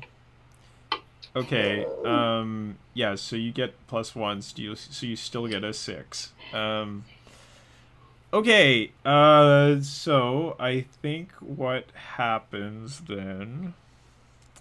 Just a second, let me check my GM moves, because I feel like I should do something interesting instead of being like, you take damage, ha ha ha. That's boring. You inhale a lot of leaves. Yeah.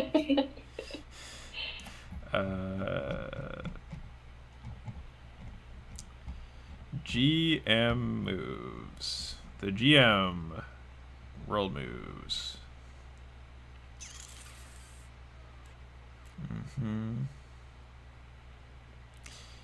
Yeah, okay. So I think what happens is you're drowning in these leaves and you sink beneath them.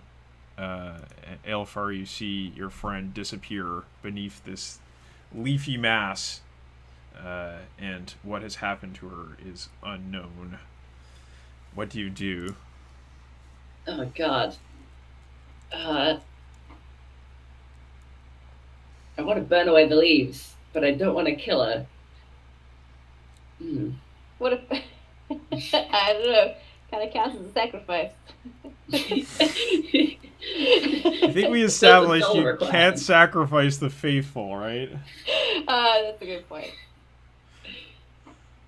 Well, she's the destined one, so I guess I'll run up to where she disappeared and try and like dig deep to try and find her. Okay. Yeah, okay, so I guess this is like defy danger strength. Do you have like a shovel or something you can use? I've got adventuring gear, if that counts. Okay, so how much did you have and how much have you used? Let's see, I've used rope twice, and I had 5 uses. Okay, so yeah, let's say you have a shovel and you're using it to try to dig through there. Sweet as.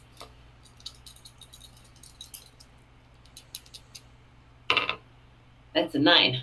Okay. Can I aid? No, because you're not in the sea. Oh yeah, I'm not. So, and remember, you need to mark experience for every time you miss, right? Oh yeah. So I think you got 2 experience there. I don't know if there's any other experience you missed, but okay. So yeah. So just checking to see if the text of this move has changed. On a 7 to 9, the GM will offer you a worse outcome, hard bargain, or an ugly choice. Okay. Yeah, so I think you get what you wanted. You do find your way to her. However, it's like you're shoveling, and you're frantically shoveling.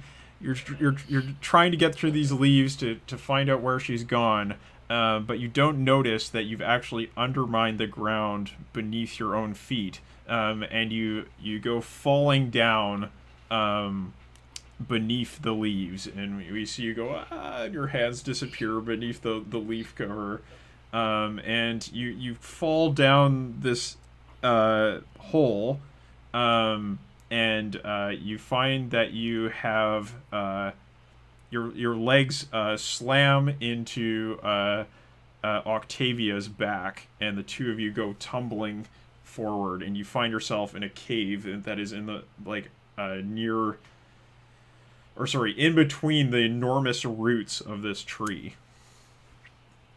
So yeah, so I'll say, Octavia, you might as well take 1 damage there.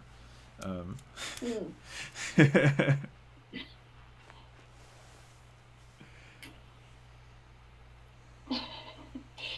feel like within the darkness in this cave, you hear Octavia say, "Can we try the miracle now?"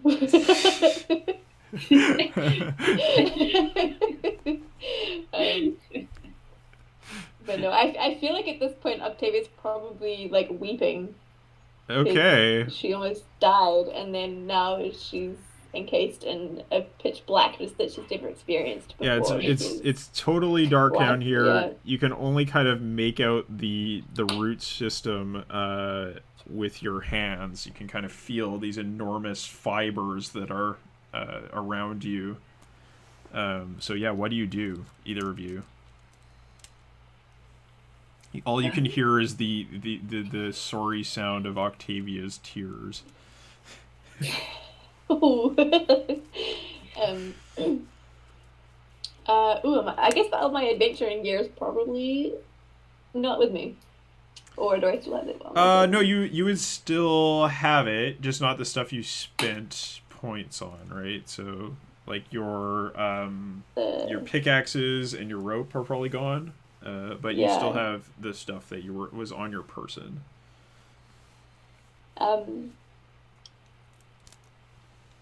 Could I try and light, like, I guess I have like flint or something on me that I could try and like at least.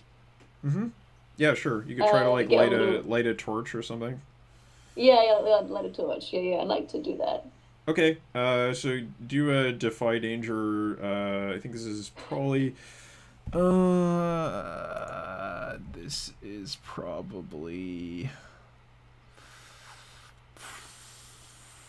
dexterity. It's finesse to do this in the dark. Yeah. I got a 6. Okay. Do you want to try to aid? Come help us, Sure. crying and shaking and like, I need some light. I'll cling to my Help me, holy Coach. symbol and pray to help start this new flame. Okay, good. Yeah, so I like it. alright, so roll to aid. Determined praying involves me lying on the ground. The sun does not touch. Oh no. It's a 6. Uh-oh. Oh. Okay. So yeah, so I think you're fumbling with these the flint and trying to light your torch. And it's not going well. You hear the sounds of Aelfar's prayers in the background, and the tears are still wet on your face. And then finally it catches, and the light springs forth, and you see in front of you there is a man who is very large. He's probably about 9 feet tall. And is as black as the earth around you, and has one large horn that is growing from the top of his forehead, and he just like looks at you with a hungry look on his face, and he starts to laugh. What do you do?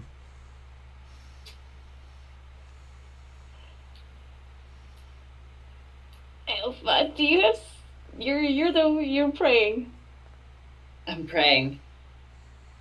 Okay. Oh, Well, I was praying. You were you were praying. praying. So I kind of feel like Octavia's, just because she is a bit distraught and tearful, might be a little bit slower to react. Mm-hmm. Okay, so Uh, Elfar, is there something you do in this moment? well, my first reaction has been and will always be to try and burn things with holy fire. Mm-hmm. That's actually quite beautiful. All So, right. using what little light the sun is coming through, like the hole we came through, I'll try and burn this foul creature back. Well, you still have the torch too, right? Still Yeah. have the torch. Yeah. Okay, go for it. That's a 10. Okay. We. All right. So, yeah, on a 10, you just do the full effect of your spell. Right, I think I'll take. What'll I take? Who needs charisma? I'll be scarred. This has been a pretty scarring event. I don't think you choose any negatives. You just do your thing. Really, I think? Because you had a 10 plus, so it's only on a 7. Oh, on a 7 plus. Oh, yeah, you must choose a consequence. Yeah, okay, got it. You're right. Yeah, so you take a scar. Okay. Go for it. That's 7 damage. All right. Boy. Okay, give me a second here. I need to look something up. Gotta go through my monsters manual here. You always know it's good news when the GM says, "I've got to look something up." Yeah. Uh,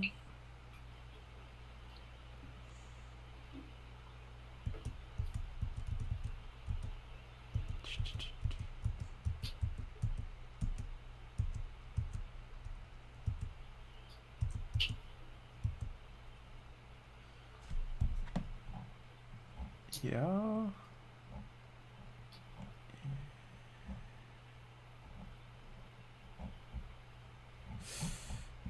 Ooh. Okay, let's go with this. Sure. So how much damage do you do?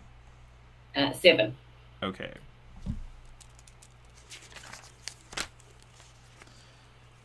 Let me keep track of this.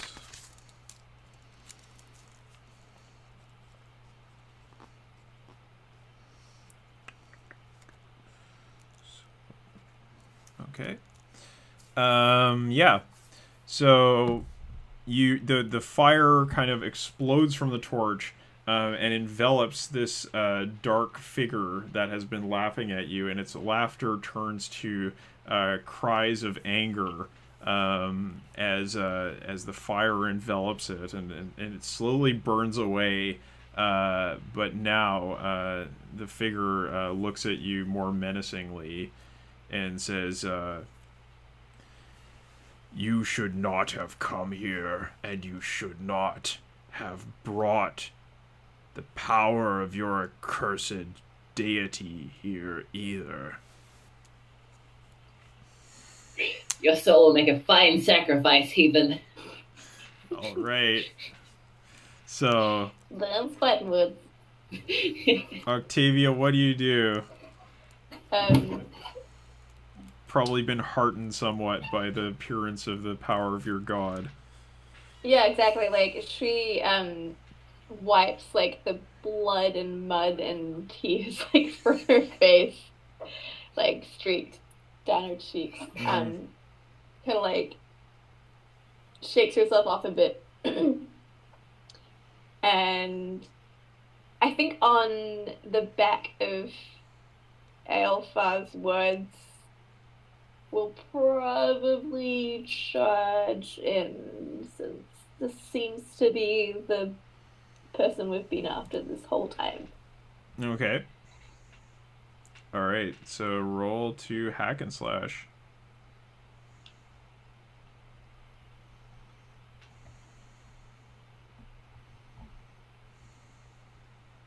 Ooh, that's a 9 on the dice plus 1 is 10.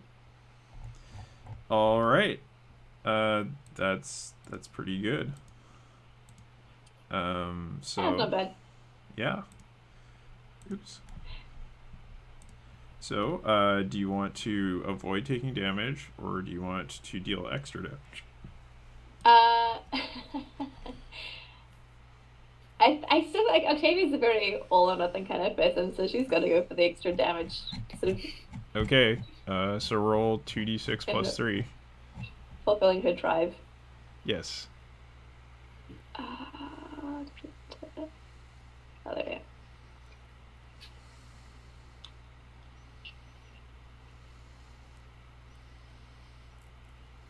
Oh, that's a 5 plus 3 is 8. Okay. So you do. I believe it's. Okay. So. 3, 5. Okay. Yeah, and so it's going to. You have to roll for its damage. It will be. D6 plus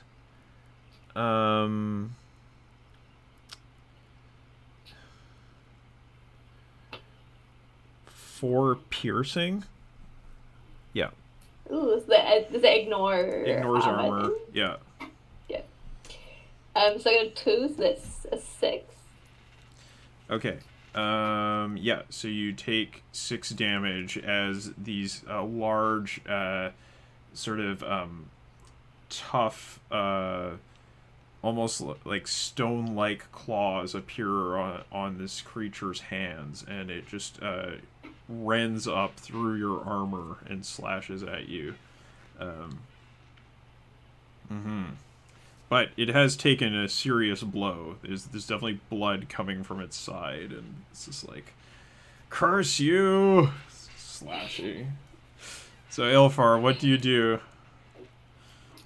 Well, I'm rolling on a high. Like, it's never worked out this well before.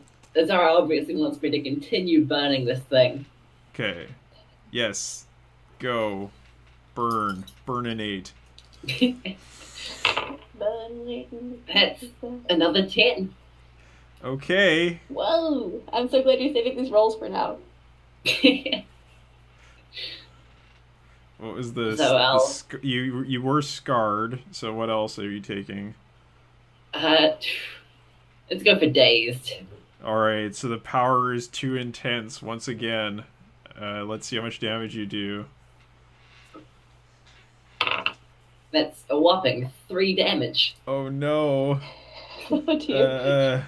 So yeah, maybe it's more like you bring forth the fire, and the demon has just finished slashing at Octavia and just like catches the fireball in his hand and snuffs it out and says, "That will not be enough to defeat me." And you're just like, "Oh no." So, Octavia, what do? You're in a dire situation now. The light of the torch is fading. Oh man, she really needs to dig deep and do a lot of praying that her sword flies true. And will, on like literally blind faith, take a stab at this being. All right. Yeah. I'm not gonna bother doing that. I was like, she could light the torch again, and I'm like, I'm really bad at lighting torches.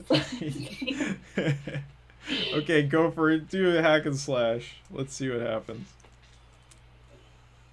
If this hits, this is gonna be epic. Let's see. Oh, I got a 12. Okay. So, do you want to deal extra damage or avoid taking damage? I'm totally just gonna do the extra damage. Okay, go for it. One of these days I'll roll higher than a 1 or a 2.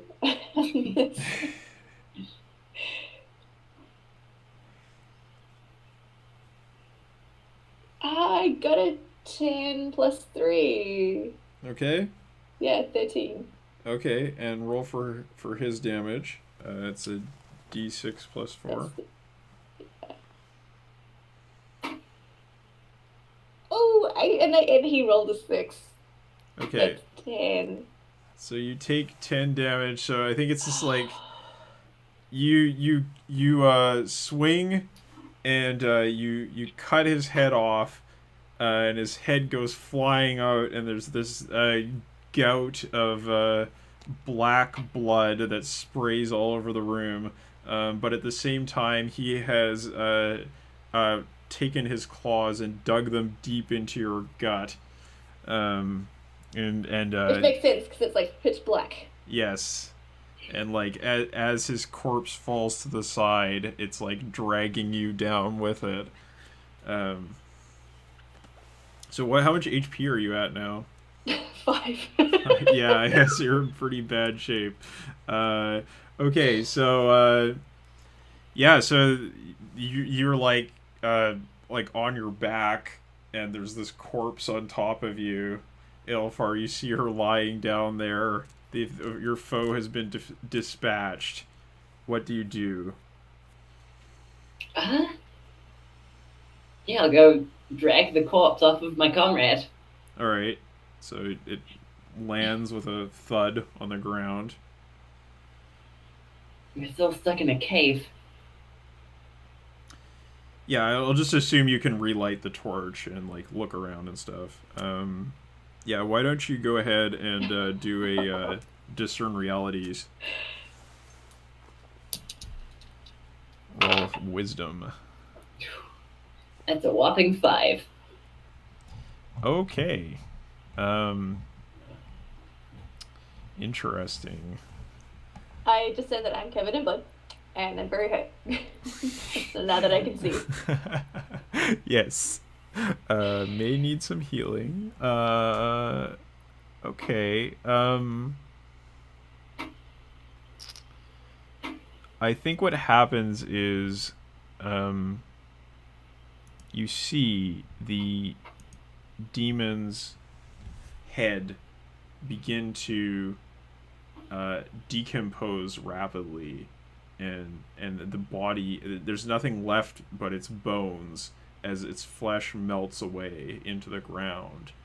But then there is a rumbling sound, and the earth around you begins to collapse.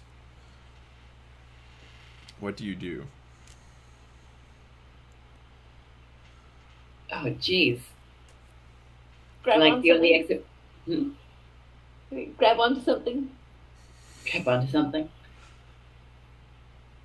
The only exit we know of is the one we came through, right? Like where we fell down. Yeah. You haven't been able to find another one yet.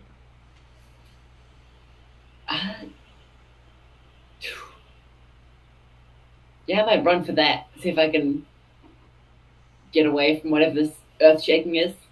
Okay, so Octavia, I think you're going to be doing a Defy Danger Constitution, and Elfar,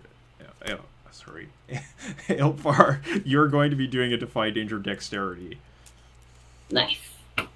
-1. Here we go.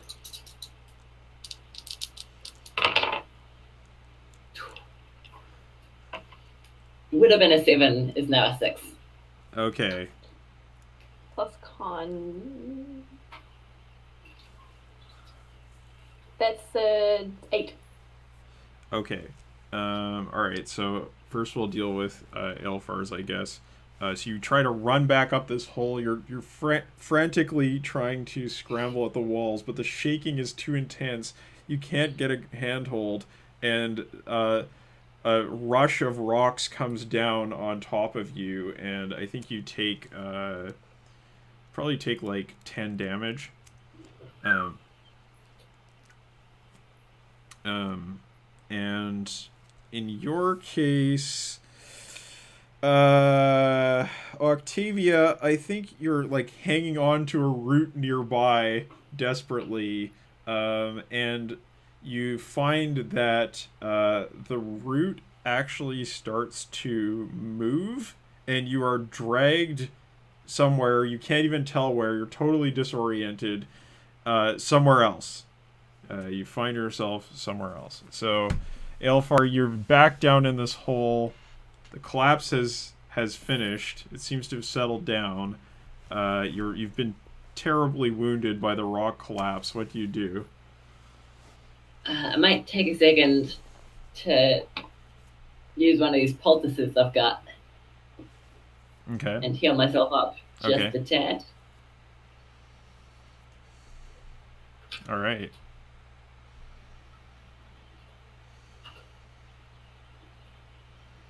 And then look for where the heck Octavia's gone.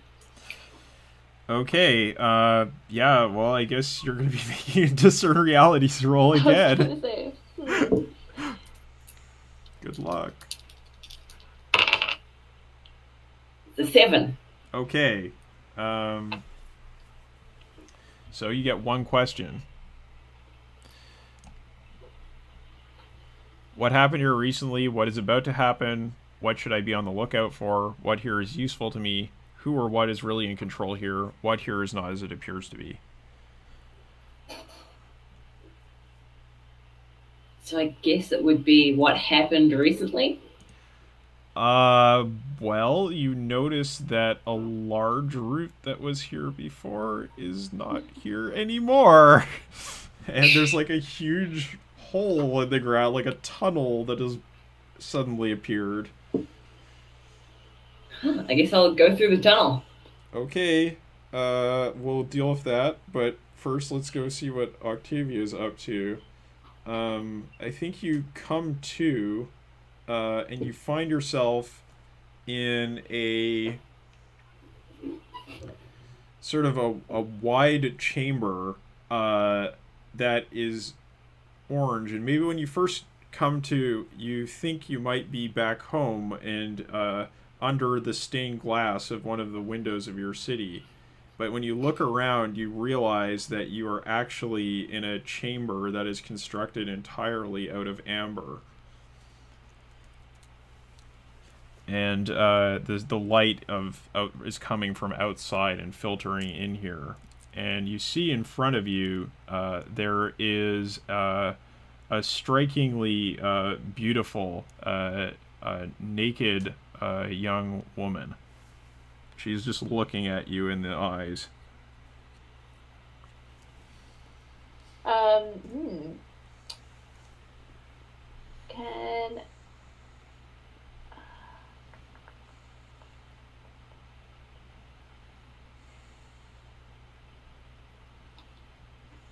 I just? I guess I'll try to discern realities. Just Okay, I'm gonna see. so you're just trying to size her up. Yeah, but honestly, like Octavia's like this close to dropping to her knees and assuming this is like some kind of holy experience because like she should be dead by now, but she's here instead, and this it's like the warmth and the glowing amber, and it feels so close to God. Yeah. Okay. So roll to discern realities. Roll of wisdom. I got a 5. Okay. Yeah, a 5. Yeah. So, So tell me how you are convinced that you are in the presence of a divinity and how it shakes your faith. um, oh no, I got it. So, Azara, right? Like previously, agender, gender non-specific deity who no Mhm. one has ever seen the form of because they've never been holy enough to ascertain their true form. Right. Um, Octavia fully thinks that she has arrived at this place that she doesn't know where it is, but it's warm and yellow and it has all the markings of being Azara's like it's got Azara written all over it. So she assumes that she is seeing Azara's Hmm. true form, Okay. and that is what is freaking her out about it because like no one before has been Okay. able to see Azara. Okay. Good. So, um, I She just also thinks she might be dead. Like that is a thought that keeps passing yeah. through uh, her. yeah. All right. Interesting. So I want you to take the condition confused. Excellent. All right. So, uh, meanwhile, Aelfar, you're trying to climb up this tunnel. Uh, why don't you give me a defy danger strength? Sure thing. That's a 10. Okay. And what kind of implements are you using to get up there? I'll probably like dig in with my warhammer and shield and trying Okay. to bash into the soil. Good. Good. Yeah. All right. So yeah, you make it up there. It's hard. It takes. It seems like an eternity. It, it's just like you think at any moment that you will lose your grip and you'll fall a deadly height. You can't even tell how far up above the ground you are. Um, but eventually, your head comes above landing, and you see the this amber light all around you, and so Octavia, what does Ilfar see you doing? She's totally like on her knees, like praying Okay. in front of this Well, on her naked back, lady. right? Oh yeah, on her back. Sorry. Yeah, on her back, doing a star shape.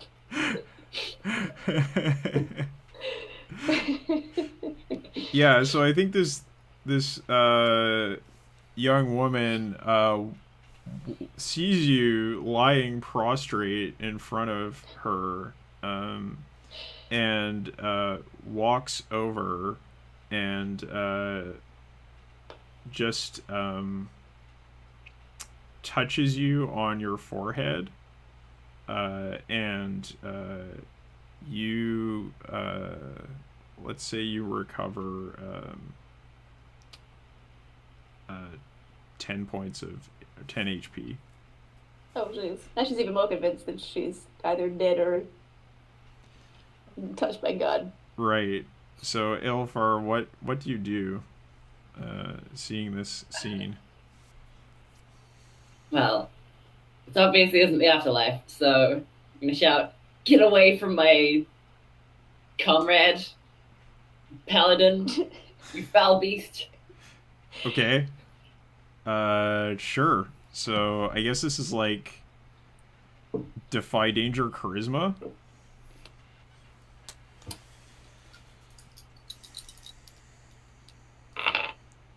That's a 9. Okay. Okay. So you get to do the thing. However, it's not going to be super great. The GM will offer you a worse outcome, hard bargain, or an ugly choice. Um. Yeah. Uh. So I think that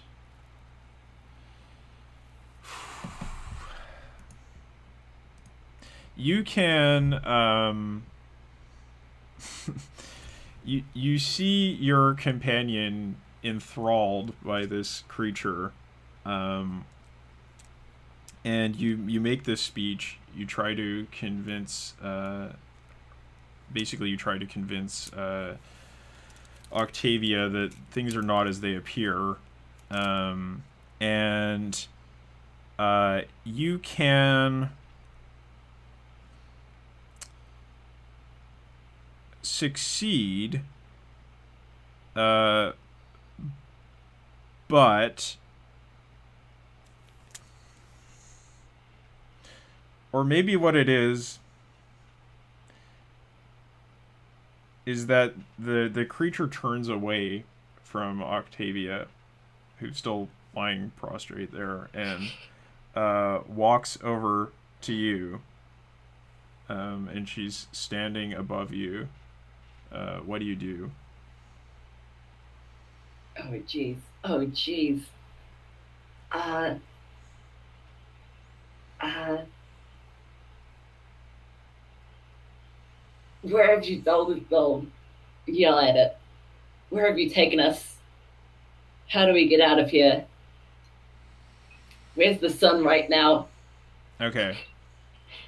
All right. So I think you're probably gonna have to roll discern realities.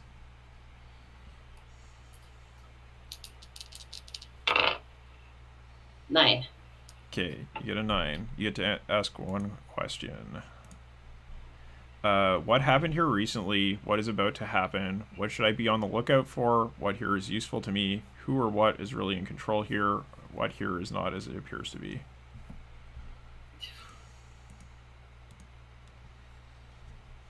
Uh, hmm. Let's go for what is about to happen. What does this creature want with us? I can't tell you what she wants from you because that is not the question. Oh, right. I can only tell you what is about to happen. So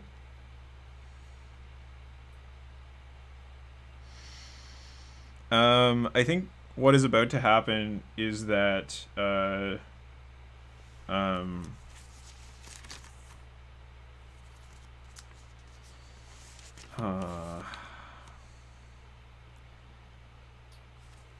I think that Octavia is about to fall from Izara's grace.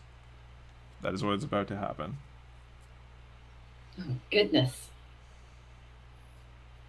Octavia, you've got to get yourself together. This thing is not Azara. Why have you betrayed Our Lady? Oh, our divinity. So what do you do, Octavia? I feel like Octavia will reply with, but I felt touched by her. She touched me, and I felt a renewed sense of life blossom forth from deep within me. How is that not holy power? Anyone can do that. I can do that. Fair play. You make a compelling argument. Maybe she'll shake her head and be like, but is this not a vessel of Azara? Like, what I is climbed what up a is she? tree root. It just came from that cave. What Then happened in the last 2 minutes? What is she then? Is she a demon here to tempt us? Well, if she is, it's definitely working. And I think that this conversation is cut short because the young woman has been looking back and forth at this conversation, and she moves over to Aelfar and sort of waves her hand across your vision, and you feel the amber around you start to kind of liquefy, but then begin to envelop your body. So roll a defy danger strength to try to get out of this. 9. Okay. Can I aid? Can I aid? I will say you can, but first you have to roll defy danger wisdom in order to get out of your confused state. Oh, that sounds fair.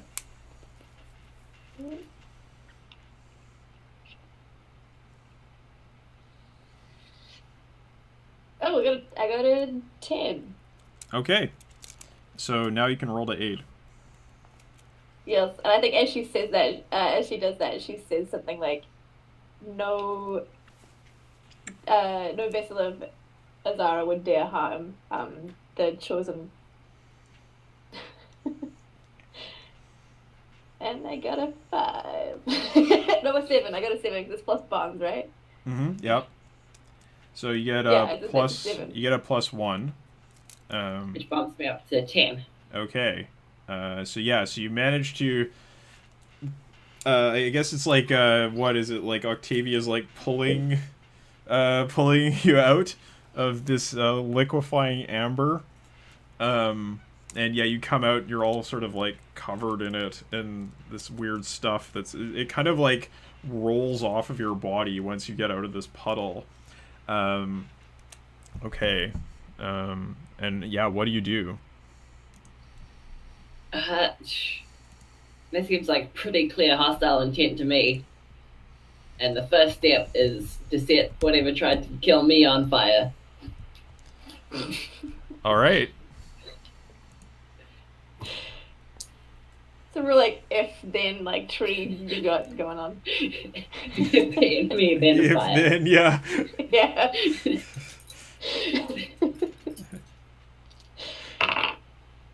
That is an 8. Yeah, if we were playing Burning Wheel, your character would have an instinct or always burn hostile creatures with holy fire. I really want to play that game. Yeah. Okay, so you got an 8. This is the you choose a condition, I choose a condition, right? Alright, well, things have been going good with debility so far, so I might become shaky. Okay, you become shaky and yeah, and I think you take the -1 ongoing to invoke. Sweet ass. So yeah, so roll for damage. That is 4 damage. Okay. And they're pushed back, if that matters. Yeah, okay. Cool. So, I think... So, let's... Yeah, so you pull, like, you summon all your willpower and you make a prayer to Azara, and it's like the light that is coming in through this amber is brought together in your hand into like a fireball, but it takes all of your willpower to like kind of like pull it through the amber. There's like a resistance, and you send it out against this woman, and she screams as like as the fire hits her and hits her naked skin, and there's just like this big like burn that goes down her arm. Um, and she kind of like crouches down on the ground, or she's like thrown back and like hits one of the walls and like then crouches down on the ground and looks over at you. What do you do? Oh God, I feel so guilty. So But Octavia, Elsa what do you doesn't do? feel I feel like guilty. you get the spotlight here because you didn't act. So Oh yeah. No, I think upon seeing hostile intent toward the person she's been sworn to protect, um, she doesn't flinch. Like she sort of is gonna go in with the sword to hmm pierce her rib cage or something very dramatic. okay, Yeah. yeah. All right. So roll to hack and slash.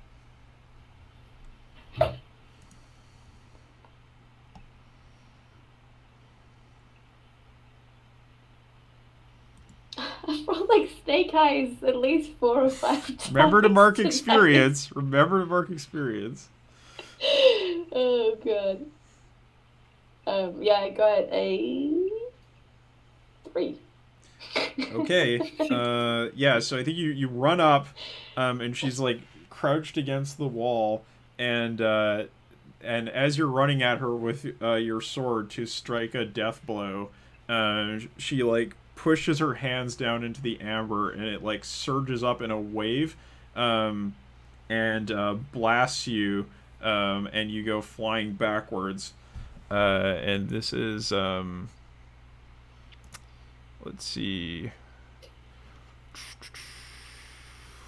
Ooh boy, I forgot to calculate the damage.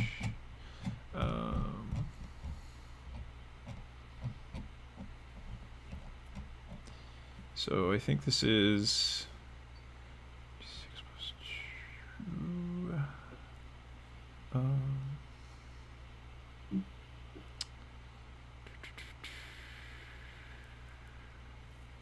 Say this is D6 plus 5.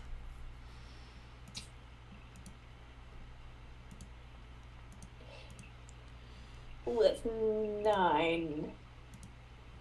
Minus 2? Yeah, 7. 7. That leaves me on 8. Okay. Yeah, so you're sprawled out against the ground. Ilfar, what do you do? You've seen your protector sent flying. Well, now there's no doubt this heretic needs to burn. Mm-hmm. So, invocation. Okay, go for it. Remember to take your negative -1. Yes. Yeah. That's 8. Okay. So all right. So you got an 8. So again, we choose. What invocation are you casting? Oh, sorry. the- Fire. What should we call it? Divine Wrath. Okay. So which one will you choose? I'll be sickened. Okay. And I will choose. I think I'm gonna choose the what do you call it? The negative thing on the spell. The risk? The risk, yeah. Sweet ass. So roll for damage. 6. Okay, so that's a 3 again. It's a 3. Okay.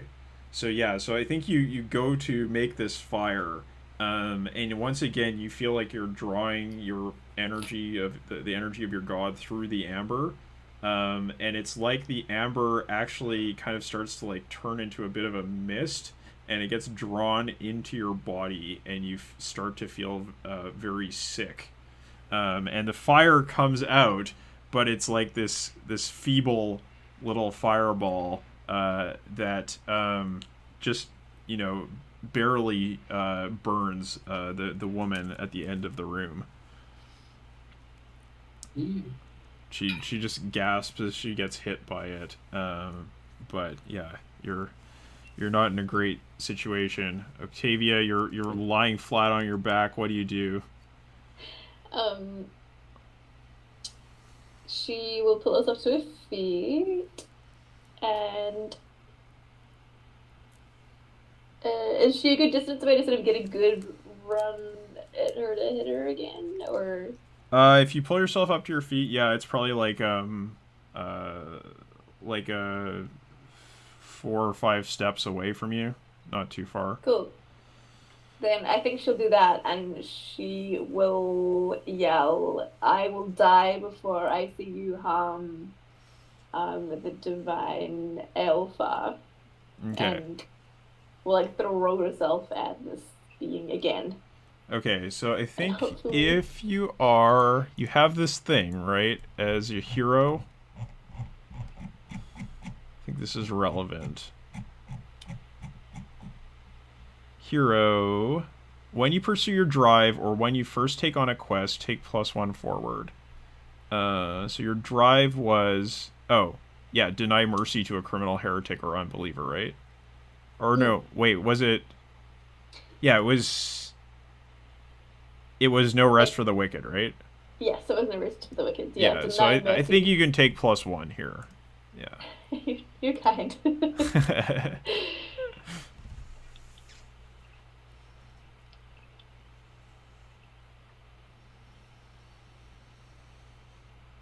Ooh, that's an 8 on the dice. +1 for strength, +1 for the forward, which would make it a 10.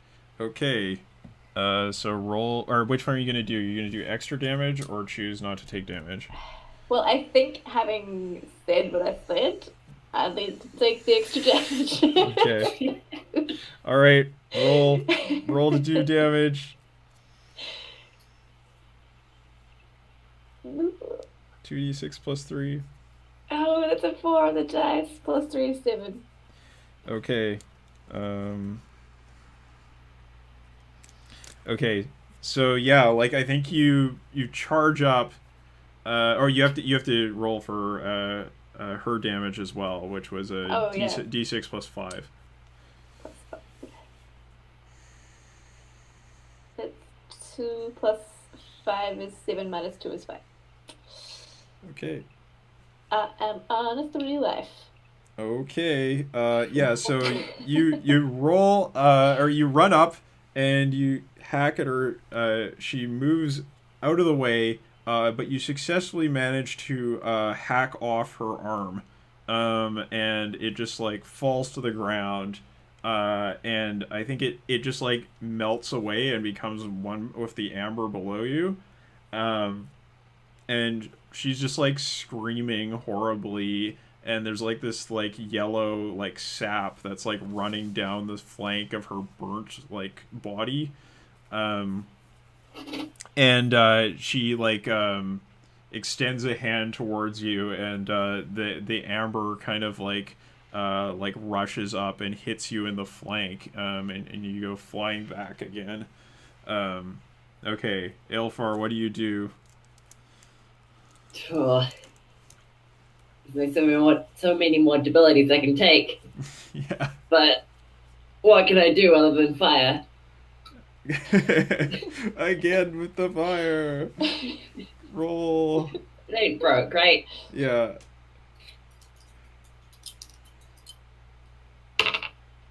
That is a 9. Okay.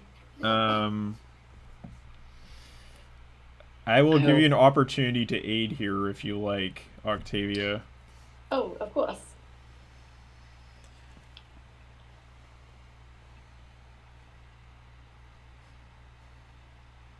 Oh, that's a 6, even with bombs.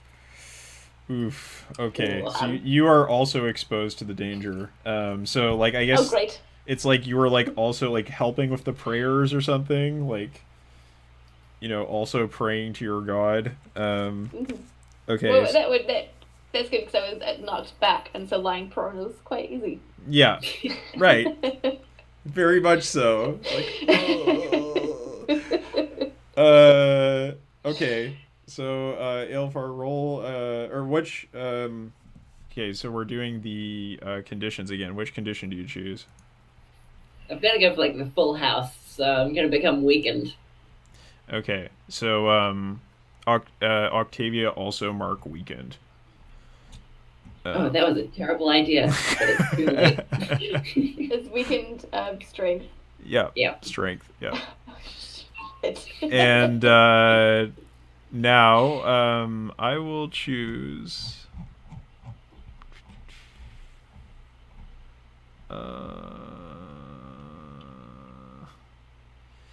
I think you get the -1 on going to invoke again, so you're -2 now. Sweet ass.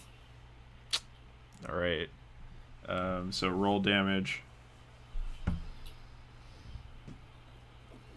That is 4 damage. Okay.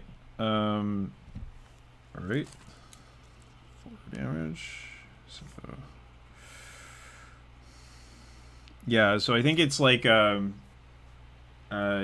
again you draw forth the power, and it's like the amber is like the amber vapor is like flowing into both of you, and you're both like feeling weakened because of like the influence of it. And the fire comes forth, and it strikes your opponent. And I think at this time it's like her hair, like her beautiful long, like probably like a blonde hair, just like all like burns off. And so she's just like bald and has like these smoking like tufts of hair on her head, and her arm's been cut off. And Octavia, what do you do? Oh, jeez. I think she has such a dogged fixation on her purpose in life, which is to protect and vanquish. So I think she's just like it's almost like a bit sad in a way when you sort of take a step back, and she's just like throwing herself again and again and again at this thing, and just keeps getting like whipped. So even though she's weak and weary and out of breath, she's gonna sort of take one more run at this individual. All right. And we'll be like, die. Yeah. Okay. Go for it. And her sword sweep is like more her weight behind it than any finesse at this point. Right, because you're like weakened. Yeah. Yeah. Go for it. That's an 8 on the dice with. Oh, it's just on the dice because I'm weak. It's a what? I got an 8. Okay, you got an 8. Okay. Taking into account the +1 -1. Yeah. Okay. Right. So you get an 8. You're gonna trade damage. All right. So roll for. I might die. You might die. Roll for damage.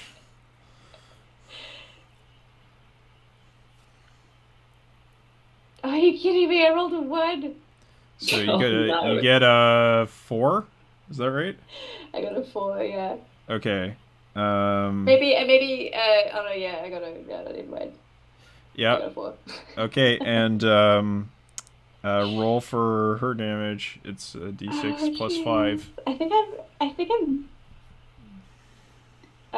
dead either way. I'm on 30 life. Roll the damage anyway. Let's see what happens here. I got a 3 on the dice. Plus 5. Can I jump in here? 2. Yeah. And use divine intervention? Yes, you can. Yes, you can. You certainly can. Yeah. So you deal. How much was it? You deal. Oh gosh, that was 4 damage, right? Plus 3, 4. Yeah. Yeah. Okay. All right. What a time to roll 1. Yeah. I think it's like you you charge and you put all your weight behind your swing. You're making this kind of tired swing at the woman. She moves out of the way again, and you manage to hack off her leg as she jumps away. And so she's just kind of like lying against the side of the room, like with like missing an arm and a leg, and she can't stand anymore. And she just like looks up at you with like this hatred in her eyes and like screams at you. And it's like the room is going to erupt into amber, this wave of amber. But then you see this flash of light, and the it all dissipates, and you see Elfar clutching the watch that she has, and it's the woman is barely clinging to life. What do you do? Is this me? Yeah. Alrighty. Well, there's only one way to end this, and that's with holy fire. Mm. Yeah.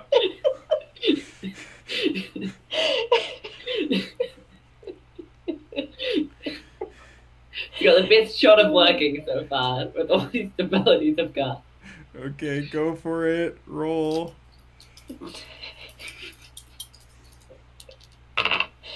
That's a 12. Okay. Oh, shit. You rolled a 12. Okay.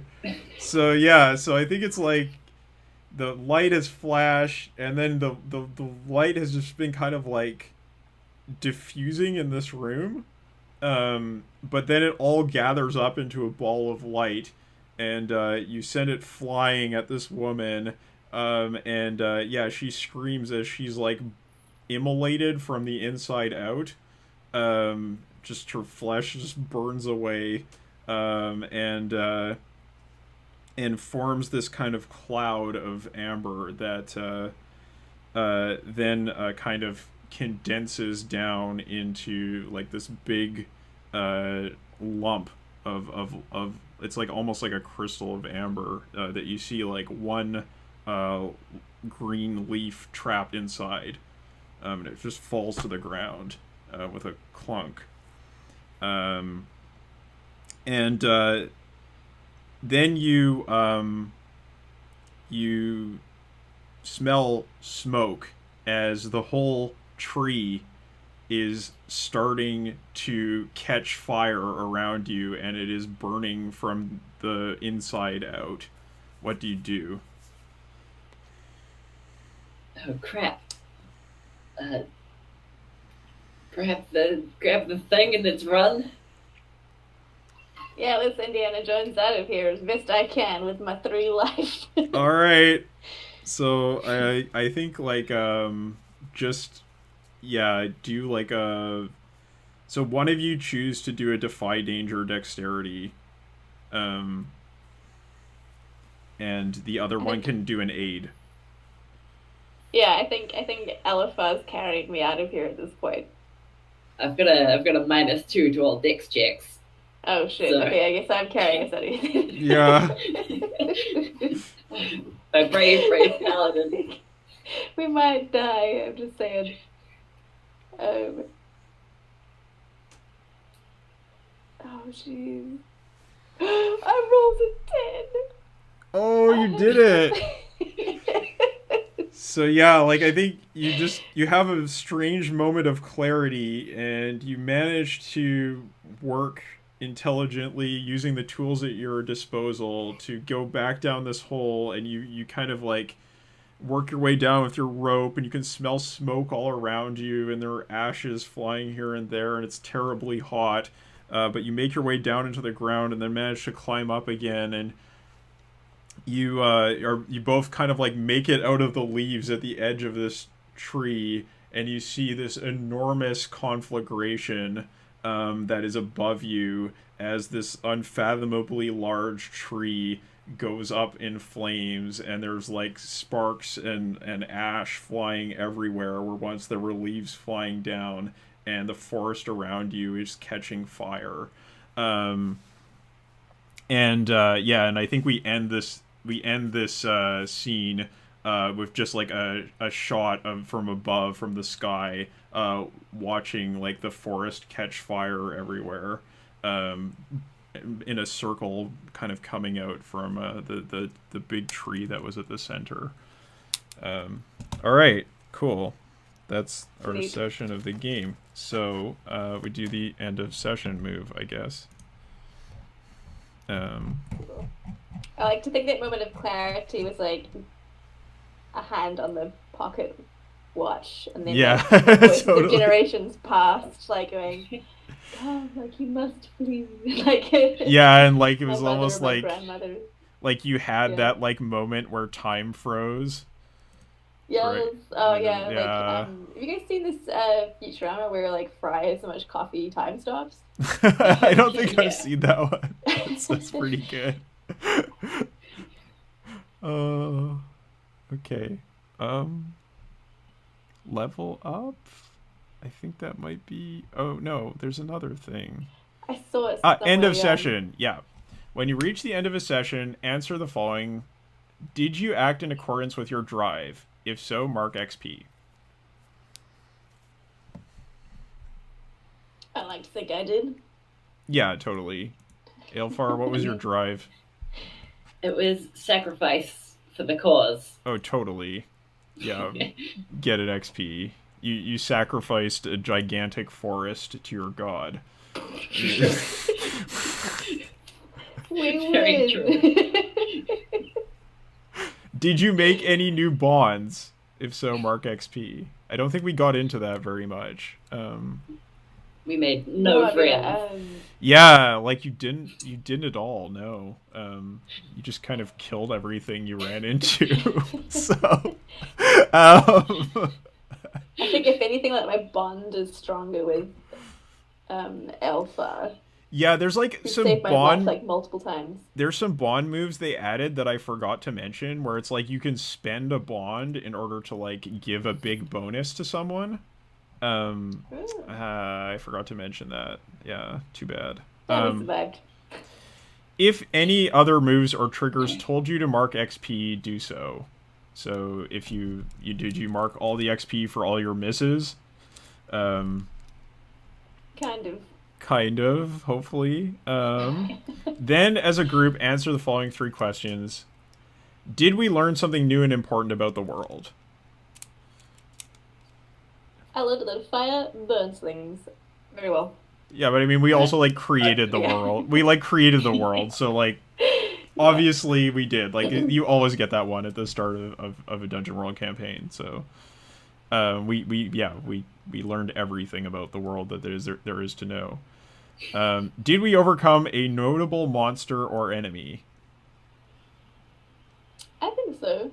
Yes. And did we loot a memorable treasure? We got like the treasure, right? Yeah, you got Yeah. the treasure. You fulfilled your quest, right? For each yes answer, everyone marks XP. So you get 3 cool. 3 XP. And yeah, then you can see if you level up or not. How much XP do you need? It is 7 plus your current level, so you need 8 to level. Oh, great. Okay, so I can much. do that. I've got like 11. Okay. Oh wow. So yeah, you choose one advanced move, and you also increase one of your stats by 1 to a maximum of +3. Oh, cool.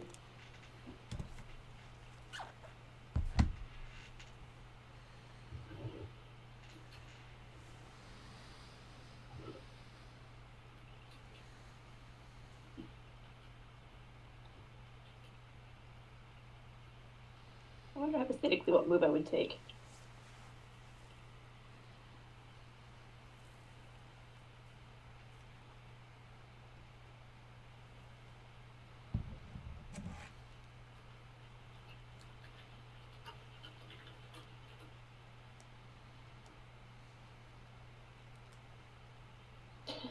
Maybe inspired virtue. What does that do? Whenever something comes to your attention that opposes your virtues, you take +1 forward to put an end to it. Oh, okay. It's pretty solid. Yeah, that sounds pretty good.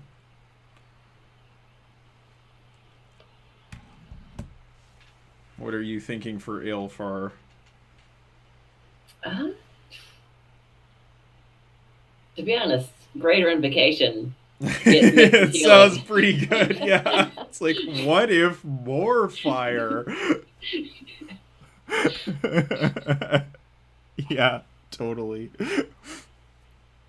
Or Uh, maybe even Bloody Aegis. You can grit your teeth and not take damage, but you take a debility. oh yeah, that's pretty good too. Yeah. Totally. That's like, yeah, that's like a thing that I think like fighters and barbarians could do in Vanilla Dungeon World. I don't know if the paladin had that, but it's a really good move, definitely. Honesty. Okay, well, that is Worlds of Adventure, the Dungeon World modification. So, I guess Thorns and Roses. So start with Thorns. What were some criticisms you had of the game or of the session? I can think of one in terms of feedback for this game, and maybe Carl, you can back me up. But I think it could do with some more like on a 6- guides, since it Right. seems like all of the basic moves are written presuming success. So Yeah, that is a yeah, difference between this and some other PBTA games. I think that it does require like a little bit more improvisation than some other PBTA games on those failure conditions. Like and yeah, it does give you the GM moves to work with, right? But it doesn't specify a lot. Yeah. yeah. And I was thinking back to something Jason said about how he views PBTA moves, which is like on the most part they should be quite flexible. But then there are some moves that benefit from being a bit more specific about how that failure manifests. And I think this is probably one of those. Like Hmm. some moves could be flexible, like left open like that, but some could fuel drama and plot if they had some specifics of like a 6 minutes. Yeah, yeah, I think that's fair. Okay. So, Alex, do you have any thorns about the session or about the game? Uh,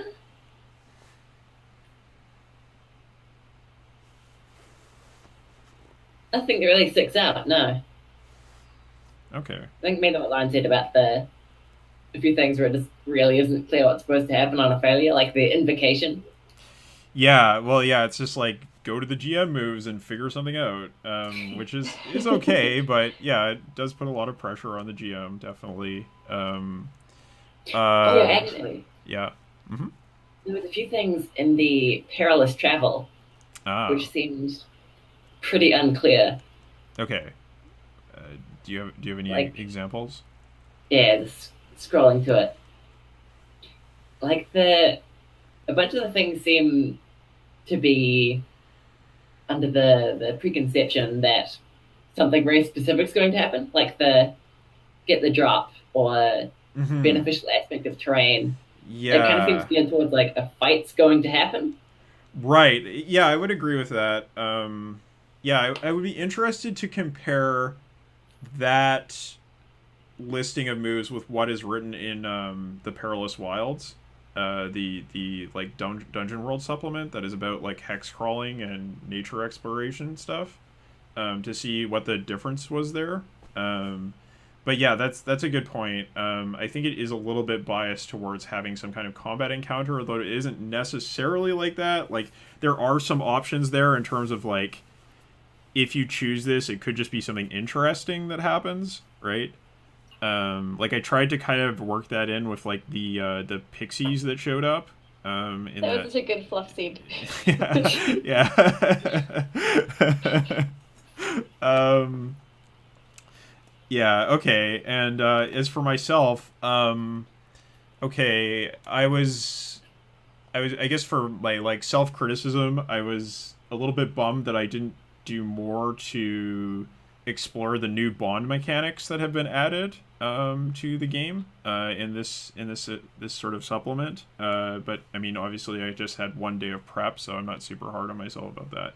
But I would have like it would have been cool if we got into that a little bit. Um, Aside from that, I felt like it was very difficult. Like, I hope this is a thing that gets worked on in the game later, where, like, one thing I really look to in the original Dungeon World text is the, like, monster manual stuff. Just to, like, pull up, like, okay, this is a monster I can use. And, like, it has this many HP, it does this much damage, it has these tags. I want to have something pre-generated. And the conversion rules that are here are, like, pretty good. But doing the conversion on the fly from the Dungeon World HP totals and damage totals to the new HP totals and damage totals was a little bit intense. And I would hope that, like, they add some kind of, like, supplement thing to the final text that has, like, a list of monsters that you can deal with, and, like, they're like converted numbers for this game. That would be a big help as a GM. And aside from that, I didn't particularly like the changes to the Paladin's quest move very much. I think that needs to be worked on a bit. Like, it's still a little bit too vague, and I don't think that there's enough cues there to really shape the fiction in interesting ways. I think that's quite a challenging move to use effectively. And aside from that, I don't know if I have any further criticisms, really. I thought the text layout was generally pretty good. It was pretty easy to read. And I think it would be really easy to use if you actually had, like, a printed version and you were playing at, like, a table instead of doing this online. I would really like to see some kind of Google Doc or something that we could use for this game. Because trying to use the established Dungeon World ones really doesn't work. So we just kind of had to hack something together. But, it's early days, so I hope that's something that comes in the future. And, I think that's it for my thorns. So what about roses? What did you like about the session or about the game? Mechanically, I really liked how the spotlight worked, since I thought it was a really good way of having some kind of initiative that didn't feel mechanical. Like, I felt like sort of that organic, like, narrative way of keeping track of, like, turn order.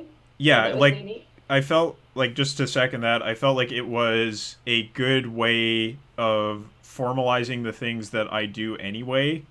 But, like, that's awesome for teaching new GMs how to do this stuff.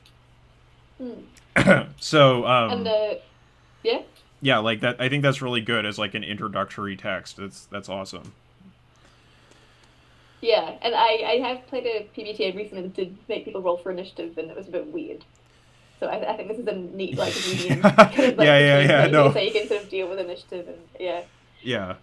And then in terms of the session,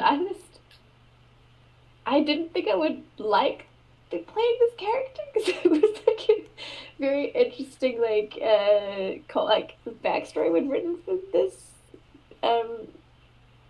religion. But I really enjoyed playing that paladin that sort of throws himself unquestioningly at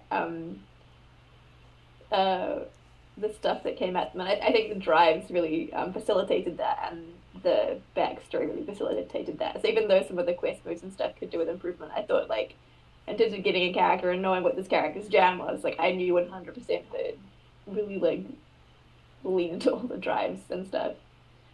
Cool. Any other roses? You obviously you did really well.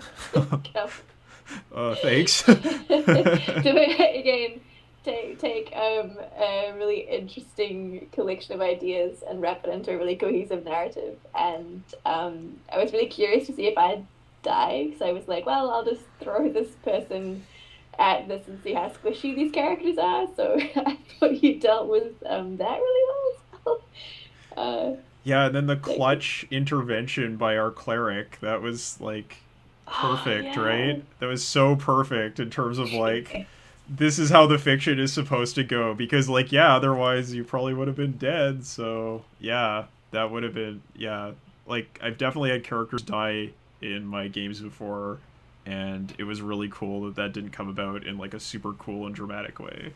Yeah. Yeah, I was hoping if I would die, it would go out like that. I was like, I'm ready to die. Like this is a one shot. I die. Yeah.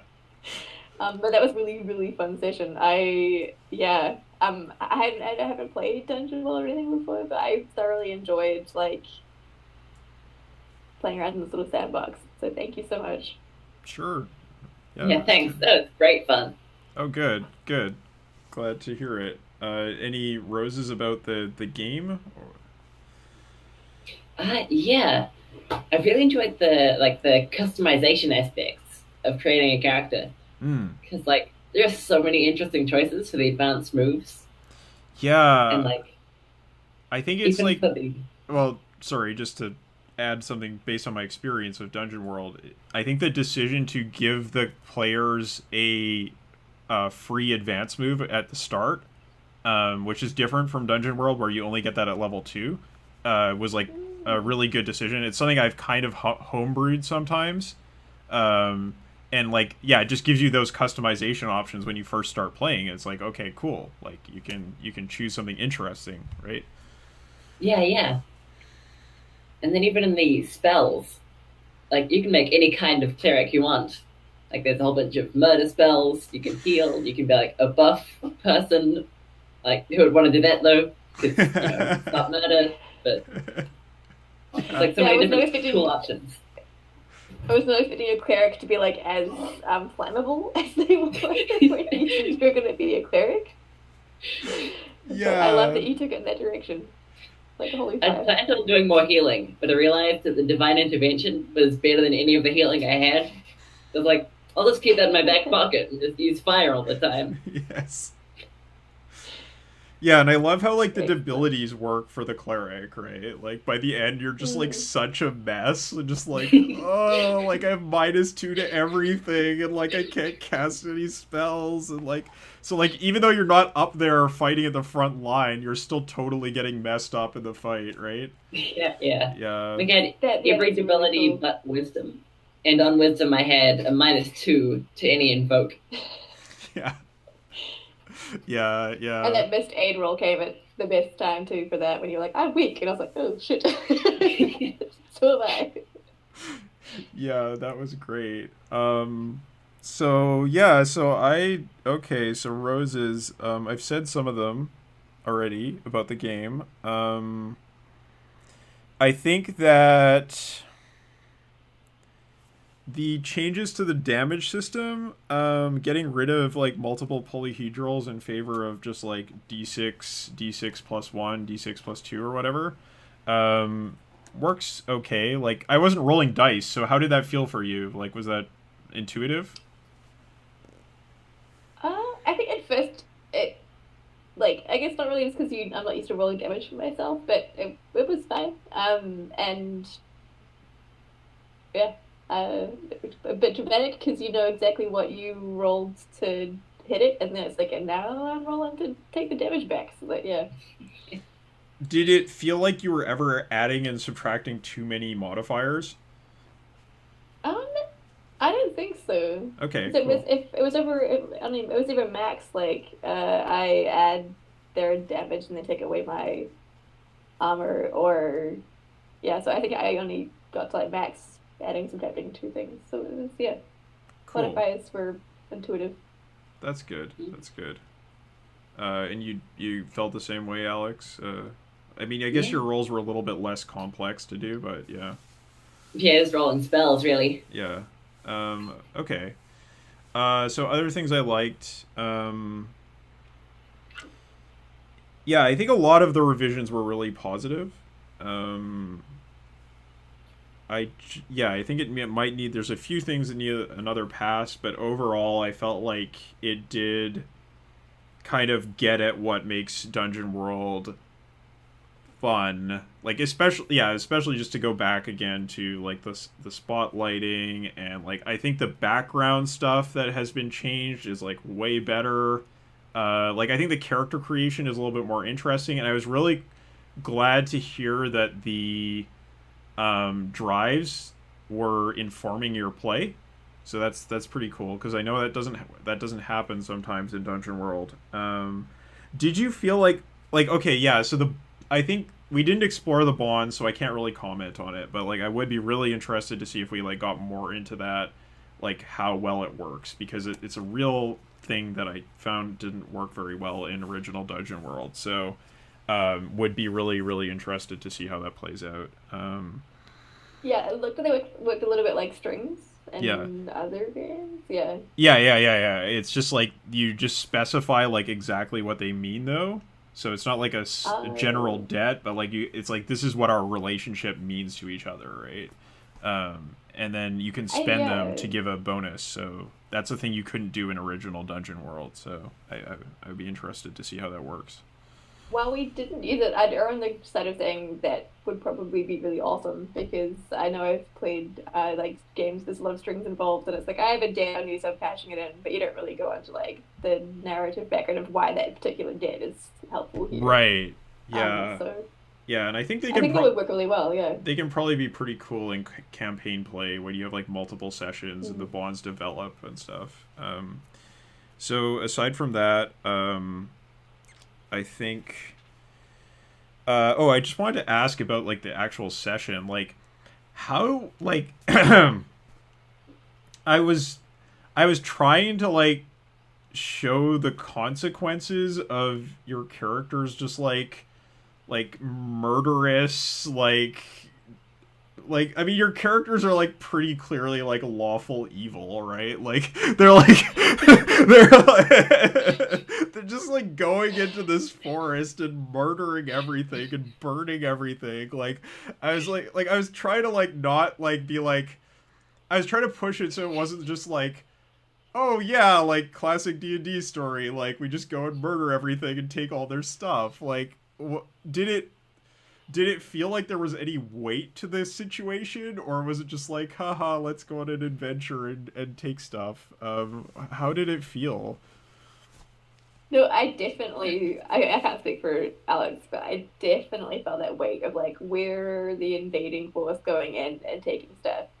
But then, so you really felt sort of like the hands tied behind one's back of like, okay, like in this scenario, this character is an asshole and is kind of like not brainwashed, but like does genuinely believe like this is for a good cause for them and their faith.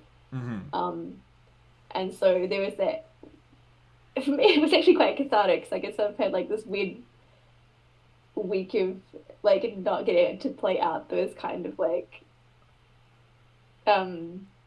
it's like 2 in the morning for me right now, so I'm rambling, but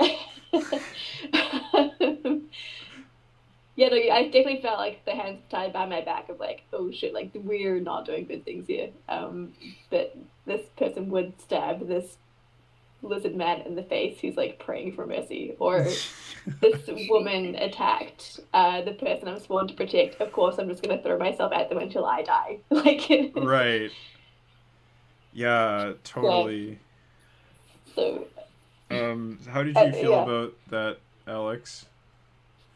Yeah, I was feeling pretty guilty towards the very end when the kind lady was healing Octavia, and then it's come in, start yelling, and set her on fire. yeah, like, funny. No, if I was Alpha, I'd go through with this. Yeah. It's only one true god. Yeah. Okay. Well, yeah, it's pretty interesting because like I felt like this session played out like in terms of the narrative so much more like traditional D&D than a normal Dungeon World session does, where it's usually like, oh no, let's talk to the creatures and like let's like explore their world and like you know, like let's find non-violent solutions to these problems. It was just like, no, murder, fuck everything. So like Yeah, so that was really interesting because I've never had a session of Dungeon World that played quite like this before, and I was like, oh, okay, so like, yeah, this is how D&D works. Okay, cool. Do you think Um, that was partially like the character duo we had? Because I feel like the paladin was never. I mean, I guess like the paladin was quite charismatic, but I guess this particular paladin is probably the stab first, ask questions later kind of person. yeah, no, I So think do you you think both part of like that was played your yeah? characters like as you should have, based on character generation, and it all made sense. It was just like a really interesting character combination. Like I said, I'd never had a cleric and a Mm. paladin before, in running a game. So yeah, it was really really interesting. And I guess whenever you have the I feel like they were just paladin, so bad for each other. yeah, like it's like whenever you have the paladin, there's always the chance that you're going to be playing like a Dogs in a Vineyard game, right? Because like that is like a game where every person, every PC in the party is a paladin, right? And it's Mm. just like it all goes terribly, terribly wrong, like every time, right? So, yeah, pretty interesting. Okay, Yeah, well, yeah, I'll let both of you get to sleep. So thanks to the game's creators for making this cool hack of Dungeon World, and I hope this feedback was definitely. useful for you. All right, I'll quit recording.